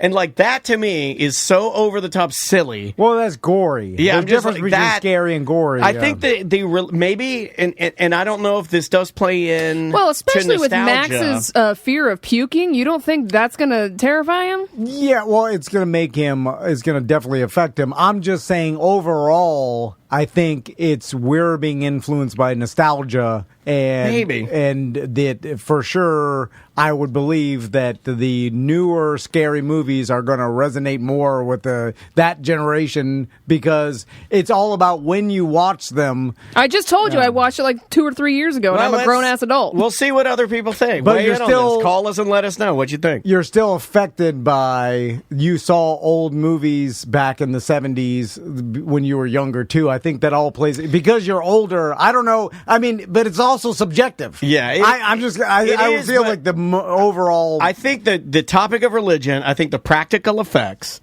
They were pretty good. For they're the time. really good. I think they're really good. Like the head spinning around stuff. Like, yeah, we all know it's fake now, but like when I first saw it or first seeing it, I don't think kids immediately go, "Ooh, that's silly." I don't think that. It's pretty corny. If we bring up the head spinning thing, it's so fake looking that I think a lot of kids. I mean, we would look at it and be like, "Oh yeah, it looks super corny." Because your kids in the were 70s, afraid of Who Framed Roger Rabbit. Of course they'll be afraid of it. But Daniel's saying it's the scariest movie of all. It is absolutely the scariest movie. Now, I also grew up in a religious household, right? So I don't know if that has something to do with it, with the fact that. There are just the thought of being possessed is terrifying, right? Okay, here's the scene. Hopefully this will play. There might be some cursing, but I'll write it down. Yeah, well, I think because we'll see what happens here. In 2023, the society is less religious than it was in the 70s, that I don't think that resonates as much with kids either. You might be right, but I still think this is pretty damn scary. Here's the mom. See how the sound is... Oh, okay, your mom's running up the stairs.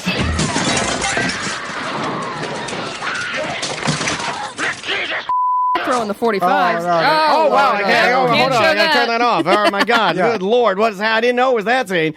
Tom, I think you're going to lose this one. At the end is the head turning, That right? is real bad. Yeah, that is real bad. Well, go fast forward to Good the Lord. head turning. We don't need the crucifix. Okay, hold on. We don't need any of the audio. But it's bad effects because they had limited budget, and this is the 70s. You know what I'm saying? Here's the head part, and it's spinning around right here. No, dude, That's pretty scary. Dude. I absolutely. It's creepy. You are creepy. absolutely wrong on this one. I'll debate you on this all day long. It's corny. Right. It's corny to you, but I don't. I think you're just saying that. I don't think you're an unfeeling person. So maybe the idea of what even is a watching, scary movie to you? Yeah, I don't know if there is one because he doesn't watch things with an emotional. No, but again, it's subjective. So I understand. Yeah, but fear is an emotion, and you're probably the wrong person to ask about anything being scary, outwardly scary. I don't get scared during movies. Okay, so then. I get jump scared. There you go. Sure. And I understand what is considered scary and like what's suspenseful and murder. I'm seriously affected by that. I did not like that at all. Exit out. Yeah, my God. Get rid of that. But I forgot about all of that. Like the blood and everything, the bloody face. I don't like that. Even the voice. Ugh. The overall point I'm trying to make is like it's the old people saying they don't make music like they used to or whatever. No, because I don't think we said that they're not making scary scary movies See, scary anymore. I'm going the opposite of what you're saying. I'm saying that the effects in The Exorcist look more like actual real than Like CGI effects. Something like Terrifier 2 is so over the top. It's not even remotely believable. Like, it's a clown who's skinning a woman. Like, it's like you look at it and you're like, that looks like a video game, or that looks like Mortal Kombat. It's like almost Mortal Kombat level of cartoon violence. Yeah. So it doesn't even look like it could be pulled off, right? This does. So this, to me, roots itself in like reality. So just on that timeline, to me, it seems like rooted in reality, it's going to be scarier. But you're comparing like a horror, gory, almost over the top clown killer movie. Well, I'm with comparing this. horror movies. But like if you go to, let's say, what's similar to The Exorcist in the past? What's The Conjuring, right? That's a or the Sure, one. yeah. Well, what about the one where they got pulled out of bed? well, the Conjuring is probably a good Paranormal Activity. Remember Yeah. that? Yeah, That one but too. that's a security camera type. That's a different category. The Like Conjuring is more of, like the... yes, where someone gets possessed, yes. I would say if you show The Exorcist and the latest Conjuring, which I don't even know when Yeah, I haven't it's seen 2010, 11, 12, something like 10 years ago, whatever. But No, close I think enough. it's way more than that. That's old as hell, too. But I I think they think it's made 15. multiple They did. versions of They it. did. But I think if I'm just saying that I believe the younger generation would find The Conjuring I scarier got than you. The Exorcist just because of the aspect that it was made in the 70s. Because it's newer. And also, the movies back in the 70s, 80s, even 90s were so slow compared to what they I are will now. say that. The Yeah. pacing of it Yeah, is slow. pacing. Half of The Exorcist is just dialogue. Yeah, pacing is different. But see, to me, it was all the dialogue that made The it scary. build-up can make it scary, Yeah, too. like to me. But anyway, I mean, we're talking about call in a way in. What do you think? Do you think newer horror movies hit harder, or does the nostalgia pull you in and make you do that? I guess next email. Hey, Tom and Dan. It recently feels like there have been a lot of references to swingers or swinging on the show. Most of these are from listeners that don't really seem to understand what the lifestyle is all about. Most recently, I caught a question from a couple on the Friday Free Show wondering if another couple was hitting on them. Your take was pretty spot on. First, I'd like to thank you both and Sam for the mature way you address these questions. Most vanilla people, as we refer to non-swingers, will giggle and or judge whenever the topic is raised. The general consensus seems to be that swingers will F anyone that gets within range without any reservations, and this could not be further from reality. Let me know if you'd be interested in a resource for answers to your swinging questions or those of your listeners. My wife and I have been in the lifestyle for about 8 years and a BDM for 1. Whoa. We've seen quite a bit. I'd be happy to help. However, I also think that your approach to the topic might be the result of some first-hand knowledge on the part of one or more of you. So, which one of you couples has been up to no good? Are we going to run into you at Secrets? So they're just thinking that we know too much about the swinging lifestyle, that one of us is dabbling. I didn't think it would come to this, but Andrea and I have been dabbling. And she got you into it, right? Yeah, she got me into it. Something about wanting to grow her bush out. I think he's saying that because we're saying what the reality is within the community. We're not going over the top about like. We do laugh and snicker a lot, though, I thought, but, Yeah. maybe Well, it's all in good fun. Well, yeah, because we can make jokes about it. But I'm fascinated with it because I think I have some traits that swingers do have, which is the non-jealousy trait. Yeah. Which I believe Well, again, you that's need. emotion. You have no emotion. Right, Well, but not I do- all. you know what? But not all swingers, right? Like I think I don't think that all swingers. I would say that's the norm in swingers, right? Or not the norm in swinger. I would say that is the minority in swingers because I feel like there is jealousy there. It's up to you to be able to control it, right? Well, I'm sure there is jealousy. I think that there's logic, and I do myself a disservice by saying I have zero emotion because that takes any sort of discipline or knowing when to show emotion properly out of the equation, which I feel sad and happy during appropriate times. Right. I'm I don't You're not have like laughing irrational at funerals and. Well, but I don't have a rational emotion. Not that but it's just on a spectrum, right? It's like so. I don't even understand, like, if your wife thinks someone else is attractive, or she's hanging out with someone at work that you think could be attractive or whatever. Like, people that get mad at that or jealous over that. Yeah. To me, I don't even see the like. Well, that's an insecurity. Yeah, that's more of a projection of yourself and less of really anything about her. Yeah, and if my wife actually did cheat on me and love someone else, I guess I would be more mad at her. I don't know. Like, I look at everything like if my kids are hurt, I'll feel sad about that. If I have a great day, I'll feel happy. I don't know. Right, no, you know what I'm saying? So then with the swingers thing, if you're going into it like, hey, we are going to enjoy ourselves as adults and have sex with each other or mess around or whatever the rules are. It would get too muddy for me. I couldn't do it. And that's the way you have fun. But of course it's with other people that are into that, and they do it in a ceremonial aspect. When I say that, it's like they know how to do this in a healthy manner. Well, they create boundaries. And they create boundaries, and then they're able to. It's like doing ayahuasca with your penis. Right? You got to know it. You got to do it. You show it, know it, show it. Grow it. Grow it. And we're never going to leave. And if you... What? I was going to say something else. I don't know if I can say Yeah, I don't. But the problem is if one of the people are not into it or are like doing it because the other one wants to, and there's a high concentration to that. Yeah. I mean, the likelihood of you being two perfect swingers that are both emotionally correct to be able to handle it is probably pretty slim. But there are people out there that do it. Oh, and good on you. I'm glad you do it. Yeah. Why not? Doesn't bother me.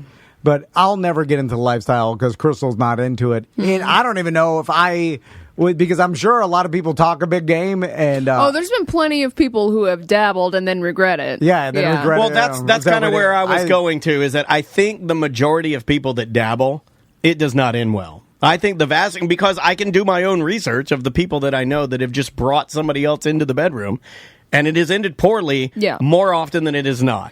So that leads me to believe that more people don't have the logical, emotional control to do it. Yeah, I mean, you are a unicorn if you can control your emotions enough to go there and navigate it with no problems. I think that's fantastic. Well, these people... Well, I know, but I don't think there are a lot of people. That is not the norm. Most people have jealousy. Most people have emotions that need to be checked or controlled. Most people don't handle everything with amazing amounts of grace. But I do say the logic behind the open lifestyle is, to me, a more fun way to live because, like my friends, like let's say for the No Effect show, where my friends are coming over to the house, and they're staying with us, right? You keep bringing this up like you want this to happen. Well, no, I'm just saying with that goatee. Oh, who's gonna be subjected to that? And it's who wants a goatee, Ron? I'll scream that out. I'm gonna scream that out. It's gonna ruin his family. I've done this with my friends before. It's an ongoing joke with all my friends. I've been in one of these when you were yelling it in the pool. Yeah, they all now joke around about it openly, and I'm embarrassed. Yeah, but that should make you mad because it's never going to happen if it's always the joke. Right. But in the back of my mind, put on your fat suit and dance around. It's like becomes a clown. It becomes a clown's wish. So, imagine other people. Like you go over someone's house for like a barbecue or whatever. You're all hanging out, and then you do the stereotypical. You talk about sports with the guys and the girl, the wives. You get together. Yeah, they go bitch about the guys talking about sports. Or they're just whatever, and then you're standing there. You're listening to music. You're eating something. Johnny's in swim lessons. That's great. You get a little too drunk. Does your wife want to eat something else? I mean, at our age, what else are you doing? You're just going and hanging out, drinking. Yeah. Maybe you play a board game. I have a board game. Maybe do a puzzle. I'm not into that. I'm anti-board game for adults, but other adults do it. I'm just saying you do the standard, right? But what if you mixed in in the middle of that? You start goofing. No, you just start hand play. Ooh, strip poker. Just hands play. That's how you get it started, Tom. You're like, are you hooking up with your buddy's wife? You're like, she's flopping him out. What if I just untied your wife's bikini top and it fell off? Or this is like, well, that's better than what we were doing before. A little bit, right? Yeah. I mean, it's not even a little bit. That's the most dangerous board game. You want to play Monopoly? You want to lose Topoly? I can't see you doing this though. I cannot see. No, I can't either. You say that I can do this because I'm so logical. going, I can control my emotions. No but way. there- I He can't- gets so but awkward. He does. I do And get you know awkward. what he needs? In order to do it, in order to pull this off, the one thing he's saying it'll never is, happen, though, so it's it always won't a be- No, fantasy. but I don't think you would be able to start it, because I think in order to start I it, don't- you need an abundance of emotion to be able to spill over to do it, and you wouldn't. No, well- because you'd be able to survey the scene, and you'd be like, I can't do it, and you just stay quiet in your own brain, No, just well- looking at the boobs. No, when everybody, like, and this is the scenario where the more veteran swingers and lifestyle. Yeah, but somebody the else wife, would have to start it. I can't Yeah. see Yeah, you well, the starting wife it. seduces. I'm easily No. seduced. In order Anybody to- can seduce me. No, but in order to do it, you need to be able to start it. Why do I need to start it? Because I'm if you're going to truly do it, you're going to have to be able to start it. No, it You can't starts- just. Are you going to wait around for something to happen in life, or are you going to make things happen in life? You can't just wait around for your call. Well, it starts naturally. I mean, we'll talk to these swingers and find out it's how not it going to starts. start from the wives. Yeah, it could. Some of these wives that are into lifestyle, they'll start it. No, I've seen in the videos. Which ones do you know? You don't know any lifestyle I've seen wives. the videos. Lots of No, videos. but you don't know any of them, is what I'm saying. Well, I know a waterfall one that I imagine the wife's somehow started in some way. Okay, all right, okay, all right. Especially to the shy new guy that they're seducing. That happened to have a podcast. This and they're is- like, Yeah, but I feel like This is if a pretty crazy if- fantasy. it is, because I feel like if some woman tried to quote unquote seduce you, which means what to you? Like I mean, kissing on your neck? Like what is Yeah. seducing?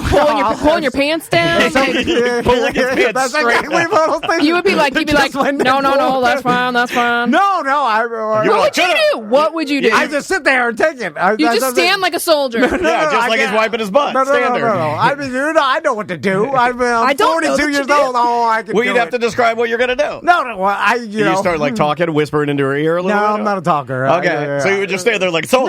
No, I would just be like, oh, okay. Oh, no. Yeah. So she thinks she's with a special needs man. No, I know what to do. What do you do first? Yeah, First thing you do Okay, well, I did. in the introduction of swinging. You're grabbing at it. Grabbing at what? You know, locker room, Billy Bush.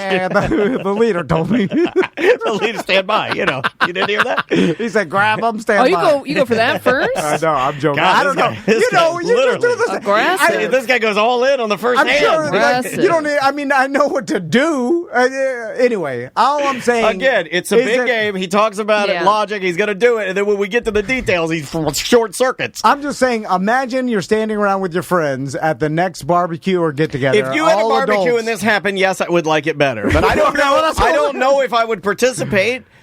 Of course you would, because everybody's there. No, They're but I boofing don't- your wife. I don't- I'm boofing your wife. So then you got to go boof mine. Okay. And that's, or whoever All right, has well, wife that's- is into it. I don't yeah. know. What if all the wives are taken? I'm like, there's no wives left. Oh, you're I gotta left go- alone? I got to No. go stick it in a pool jet. No. Then the cops are called. You go wander by. That's my favorite 911 call. There's always one end untaken. I don't know. Just go swim down I've there. seen the videos. Anyway, I'm just saying that think about next time you're hanging out with all your friends and think about if you all just started hooking up and which scenario is going to be more exciting. Okay. All right. That I can't disagree with. You want to keep going? Now, your own emotions, you start going home and crying about it. I can't help you. No, yeah. But I'm just saying, at the time, you want to be boofing your friend's wife. Of Yeah, course you do. I mean, fun during the That's time. what I think. That's I think what most men think about boofing their Is friends' this a wives. protection booth? Huh? Is this a protection booth? Well, no, just they're all you're booths all swapping. around. Yeah. You're just Yeah, everyone's but swapping. are we Booths all wearing? booths. Are we, is this condoms or? No, you all know each other. We're on Yeah, our thank you. We're on I our was gonna 40s. say. What do we got? What Yeah. if somebody accidentally gets pregnant? Yeah, Well, collateral everybody's damage. gotta You be raise it as snipped. your own? Collateral By damage. this time, All your friends are Well, going to no, get snipped. he's married to her. It'd be his kid. That's the way it works. Is But- it? Okay. Yeah. That was my Yeah, question. yeah. If it happens, it happens. my friends. If Fernando gets your wife pregnant, you're going to raise it as your own. yeah. Oh my God. No. I think most of my friends got the snip. Although Not me.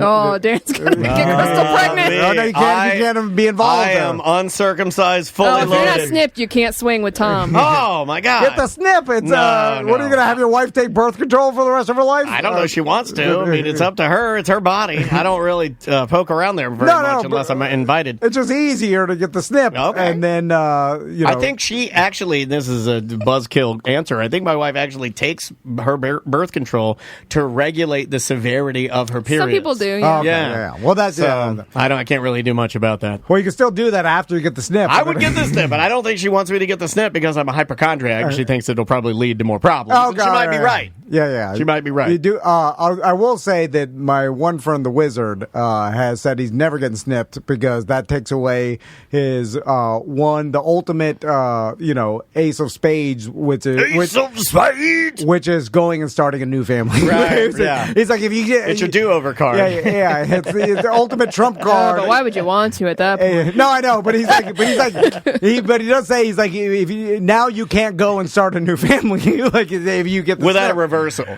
Yeah, Which people will do. I mean, there are people that do it. That's too much. Yeah, of that a You can adopt. Oh yeah, no. You gotta, I'm not gonna do because that. you got to get your wife What do I jealous of look like? having a new actual genetic family with someone. It's got to be. I can't. No, It's all about revenge. Yeah.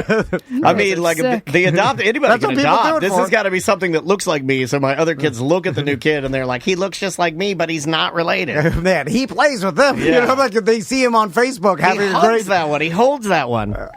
It's sad when you the one kid sees that your parent has a new family Yeah. and then has more fun than he had with you. But You know what's really sad? That's rough. You know what's really sad is when you run out of money and then you find out that the family that made a conservatorship for you was never going to adopt you anyway. That's a rough go. That's a really rough one. Welcome back to A Corporate Time. On the line with us right now, he's going to be with Glenn Hughes, formerly of Deep Purple, at the Bill Heimer Capitol Theater in Clearwater, September 23rd at 7:30. This is awesome, man. You can get your tickets to go see Yngwie Malmsteen. How you doing, Yngwie? I'm doing good, thank you. So Yngwie, the more I've researched you today, the more and more I like you. I like your style. I like how you compose yourself. You guys are also both Miami residents? Yeah. I born in Miami, different part of town though. Yeah, I'm Than sure. Yngwie Not lives the at. flashy, fun Miami Shores part of Yeah, town. the amazing guitarist portion of Miami. So Yngwie, I was reading about you. Is it true you don't listen to any music at all? It's pretty much true, in the sense of, deliberately sitting down and listening to music, yes. And the reason for this is obviously because either I'm in the studio and I'm completely immersed in writing new music, or I'm on the road like I am now. I'm calling for a tour bus, very rock and roll. Right on. So I actually, we do sound checks and we do rock and roll shows, and when I don't do that, I rather, I basically mess around with my cars. That's what I do. Yeah. Gets a Ferrari out, go play some tennis, do the fun stuff. Yeah. It's interesting because we know an MMA fighter that is a great MMA fighter but doesn't consume or watch any MMA whatsoever. Absolutely true. And it kind of makes sense because you could be really good at something but not also a fan of that thing, which is I think rare, but it makes sense in my head. I don't think it's not that I'm not a fan. I love music, obviously. Everything from Bach to Vivaldi to, AC/DC, really. I mean, I think it's all great. Yeah. But it's just that for instance, when I'm in the studio, when I'm not on the road, basically, I'm always in a composing mode. And I always go in the studio because I have my own studio. So I go in the studio, I write something, I leave it alone, and then I listen to it and I evaluate the music, the composition of it, And so as far as music for entertainment, it's just not something, it kind of has no place for it, that's all. No time for it. I love that. And also, it eliminates the factor of you getting Fatigue influenced or injured or like if you listen to comedians do this, you listen to other comedians and subconsciously you get influenced. You get influenced by a joke, and you could actually probably steal their joke and not even know. Is there any of that involved in it as well? Well, it could have been maybe a long, long time ago, but not anymore. I don't get influenced by anything. Damn right. Goddamn right. I'm Yngwie. I'm extremely hardwired, in that the Vivaldi and Bach and Beethoven. This is so hardwired my way of compositional thinking that I would never like. Because I can listen to AC/DC and love every bar of it, but I'm not going to write an AC/DC song because of that, you know. Yeah. So no, that actually, there's no danger of that. But it's just basically, I love movies, for instance. I love movies. I love books.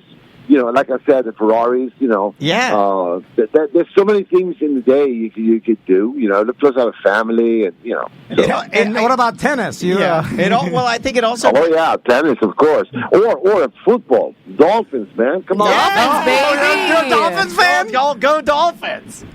Ingve, how do you feel about am I a fan? pickleball? Kidding? So I'm big on it.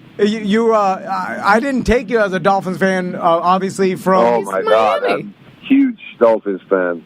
And you guys got a team. I mean, what do you think? This year we're gonna kick some serious butt. I'm telling you. Yeah. I love it. I also think that it naturally keeps you a little bit balanced if you're not always doing music. You know, I mean, like sometimes that can lead to burnout. You know, and you're absolutely correct. It's also that's actually I forgot that you mentioned it. You're correct, but that's extremely big part of it because when you do create music or perform music on stage or whatever, the inspiration is so much greater because it's not saturated all through, you know, your everything else. Yeah. So no, I mean, you know, I have a lot of things to do. I go to gun range, whatever. You know what I mean? Yeah, and you also... You are awesome, sir. Yeah, we love you, Ingve. You said that you love movies. Have you ever thought, because you do like a lot of the greats, you know, my mom was a classically trained pipe organ player, so there was a lot of Chopin in my house, there was a lot of Bach, there was have you ever been tempted to write a movie soundtrack or expand on it because, or video games or something like that, because you do, you are single-handedly... when I was growing up, the guy that single-handedly put the symphonic sound into metal was Ingve. And my guitar player in my band, Will Watford, thought you were the best. The way that you were flashy and the way that you would play, you would dance on stage, you would move. Showman, yeah. Yeah, you were a showman. So have you ever thought of, really getting in front of an orchestra and just, doing it, old school style? Well, I have already. I already composed the concerto suite for the symphony, electric guitar and orchestra. 12 movements. I recorded it with the Prague Philharmonic in Prague. That's awesome. And if you look online, there's actually a live performance from New Japan from the Symphony. Oh, hell yeah. And, I've already composed the concerto suite, full symphonic piece. And that was a very big thing because I had take a year off, basically, And it's because I didn't only compose the guitar parts, I composed all the parts. Yeah, the violin, the wood with everything, the choirs. So it's a big undertaking. I love doing it. To be honest, man, I mean, there's not enough hours in a day for me, man. The way now I'm doing an interview, and then I'm going to hit the road, and we're going to do a sound check, and we got, it's constantly...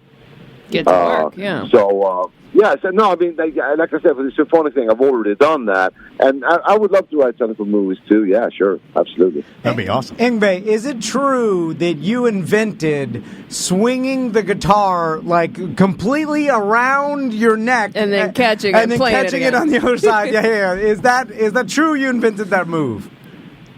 That is true. I'm telling you, that is amazing. And I don't know what it was about Deland High School, but most of the guys, and I'm 47, most of the guys that played electric guitar, there were a bunch of names. We've talked to, Satriani. We've talked to, different people, but Ingve was the guy. He was the guy. Why do you think so many people from Sweden, Ingve, are why are the Swedes the people that we look at to kind of champion metal music and kind of keep that fire burning? Why is it landed there? Well, I actually wrote a book about this. I wrote a book called Relentless, because that's what I am. It is a book you buy at Amazon.com. Relentless is the name of the book. And so I grew up in Sweden and found myself being extremely out of place. The mentality in that country is, I don't want to go into political things, but it's very kind of left-wing, Okay. And I'm more of a free spirit, so to speak. Sure. and I basically don't want to be told what to do, and I just do what I want to do. And it didn't work out so good. So when I came to America 40 years ago, it was like landing on the planet Ingve, you know. America fits me. God bless America. That's all I have to say. So my 18 years in Sweden were very kind of like a struggle, really. Gotcha. And what happened was, after I left, it became a much more friendly place for music. But when I grew up there, it was not good. Interesting. So I don't really have a lot of relationship to that, you know. But I can see that now it's changed. A lot of stuff comes out of it now. But when I was active, I mean, I got tapes from back in the 70s. That's crazy. When I'm playing the neoclassical metal, before it was even a name for it, you know. And so in Sweden, they basically thought I was completely mad, which I probably was. But so the Swedish relationship, I feel more American than Swedish, to be honest with you. Interesting. Yeah, it does seem that a lot of your interests, a lot of the things that you're into do align, and certainly rock and roll and guitar go along with that, certainly. But also, Ingve's personality is very stereotypical American. It was like, it's a little in your face. I'm the best. I can do whatever I put my mind to. And I'm unstoppable and I'm relentless. Whatever, you know, any challenge put in front of me, if I work hard enough, I can achieve. Give me 2 weeks. I love that. Has there ever been anything, Ingve, that you haven't accomplished yet? I mean, now you're on tour right now, and everybody can see you again in Clearwater. Has there been anything that you have yet to do that you want to do? Of course there is. I consider each day and each concert and each record and each new composition a new challenge, you know. So it's not like, oh yeah, I've done that. No, I don't think like that at all. What I've done is done. It's what I do now that matters. What I do tomorrow that matters. I love it. I'm like a continuous. I don't rest on my laurels, so to speak. I just basically find every day an exciting challenge, and let's make it the greatest thing we can do, and always put your best foot forward, and always do the best thing you can do. Then never do half-ass stuff, you know. Yeah. And I have a little term for that. It's called more is more. Less I like is that. not more. Less is less, and more is more. And it's funny how that came around, because I first came to the States back in, way back, and I was recording this album with the producers sitting there. And, I spoke fluent English already, but I guess there was some terms, some jargon that I didn't get. Yeah. So I did a solo, right? And the guy goes, hey, that was really good, man.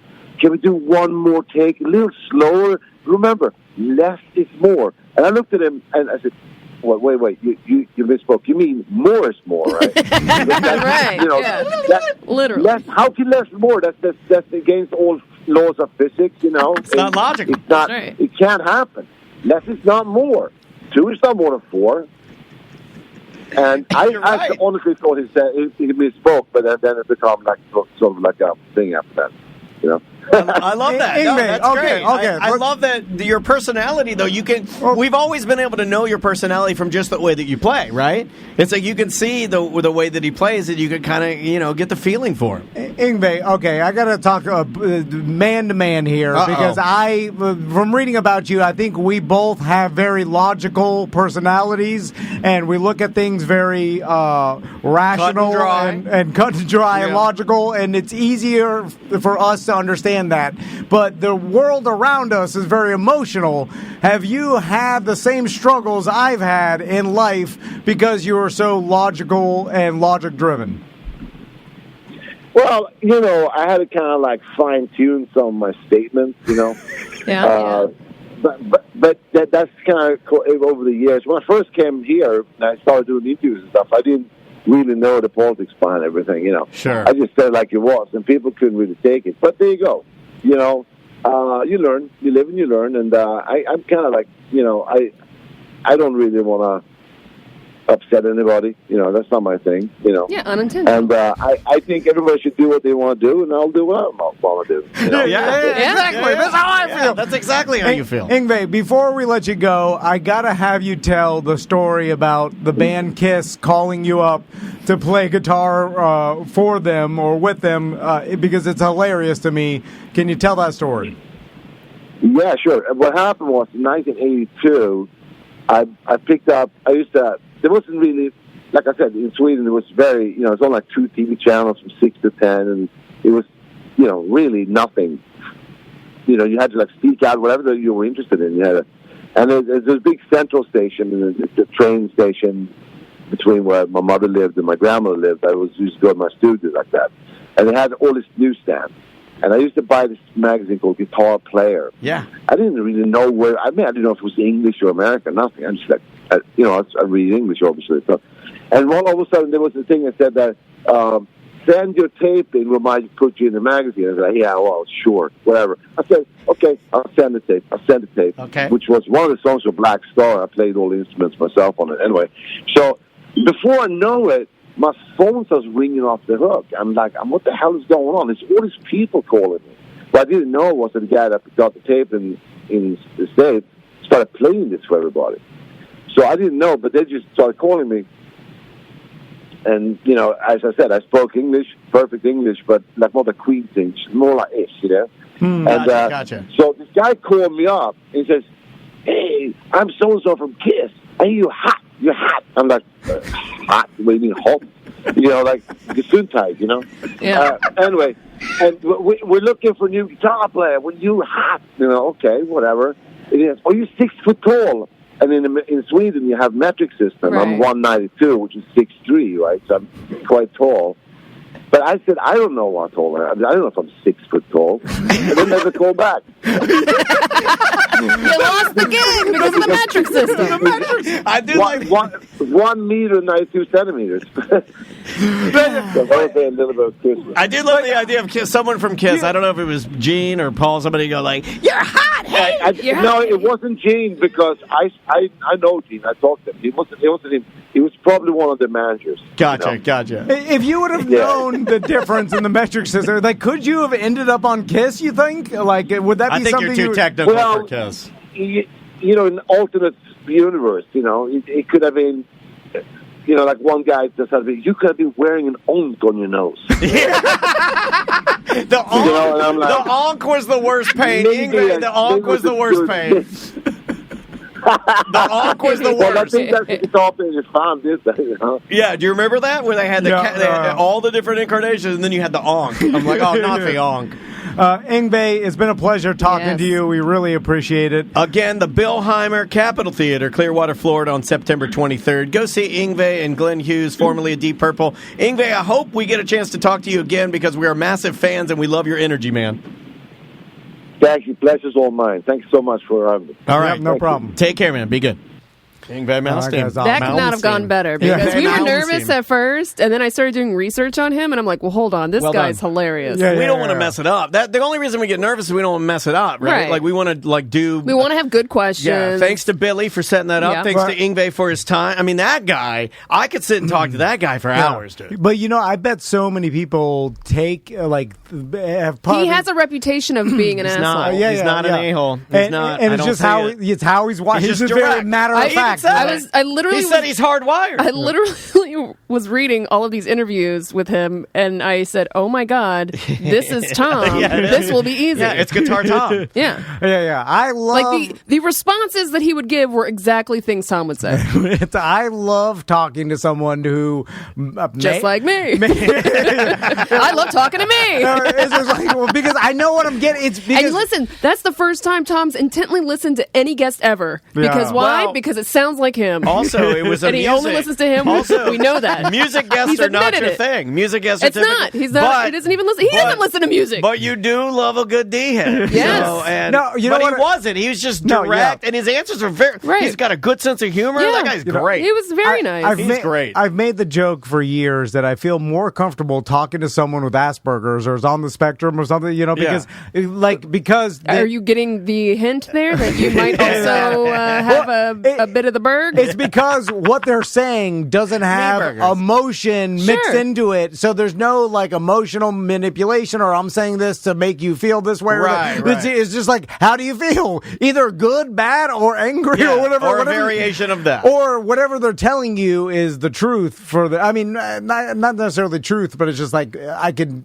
take it for the truth. It doesn't have to be It's just some a sort matter of fact statement. Yeah. I absolutely, the chat room called it. I absolutely loved when he's given the rundown. He's telling the story about Kiss, and he's talking about sending his tape in to Guitar Player Magazine, which arguably everybody knows Guitar Player Magazine. Yeah. And then, of course, he said he sent in a copy of the song Black Star, and then the byline to that was, I played all the instruments on that, no big deal. You got it right. That is no big deal. He started a band when he was like 14. He's like, I just did all the demo tapes by myself because my band, who were also teenagers, 14 with me, they all had girlfriends and they didn't want to practice every day. He's like, so I just recorded all the instruments myself. Yeah, that's called the Dave Grohl.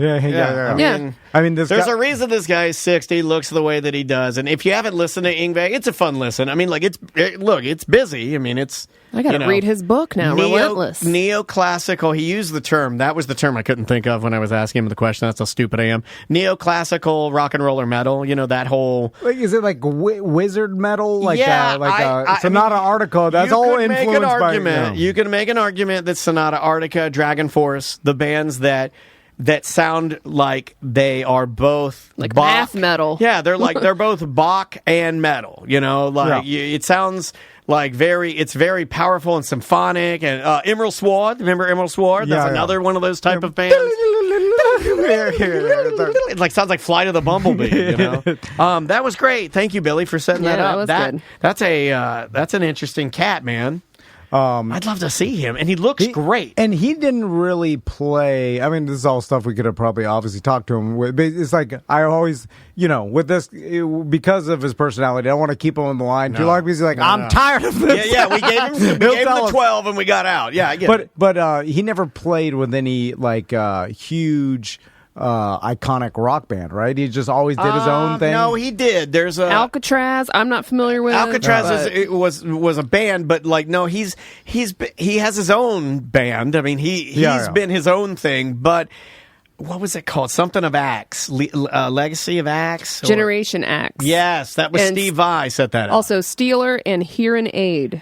Okay. Those are the bands he has played for. Now, Ghost in our Twitch chat room said we should play this song, and we have the time, so let's see if we can find it. I want to hear him. All right, here is it's called Heaven Tonight by Yngwie. So we've had like 3 of the best guitar players in the world on the show. One, dude. We're literally only missing one. We've had Satriani. Yeah. We had, what's the low-key, chilled-out guy from Austin? Yeah. I forget his name. Yeah, I forgot it too.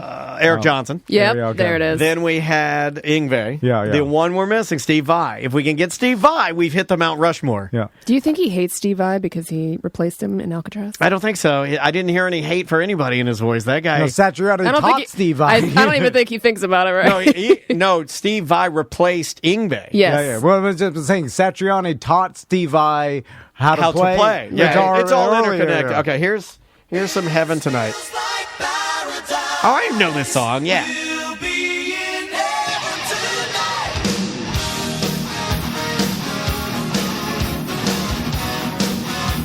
Hell yeah, I might rock this today.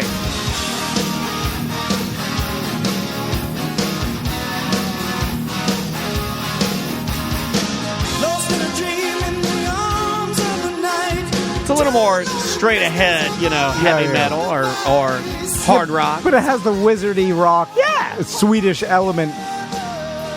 Absolutely. The ballad type.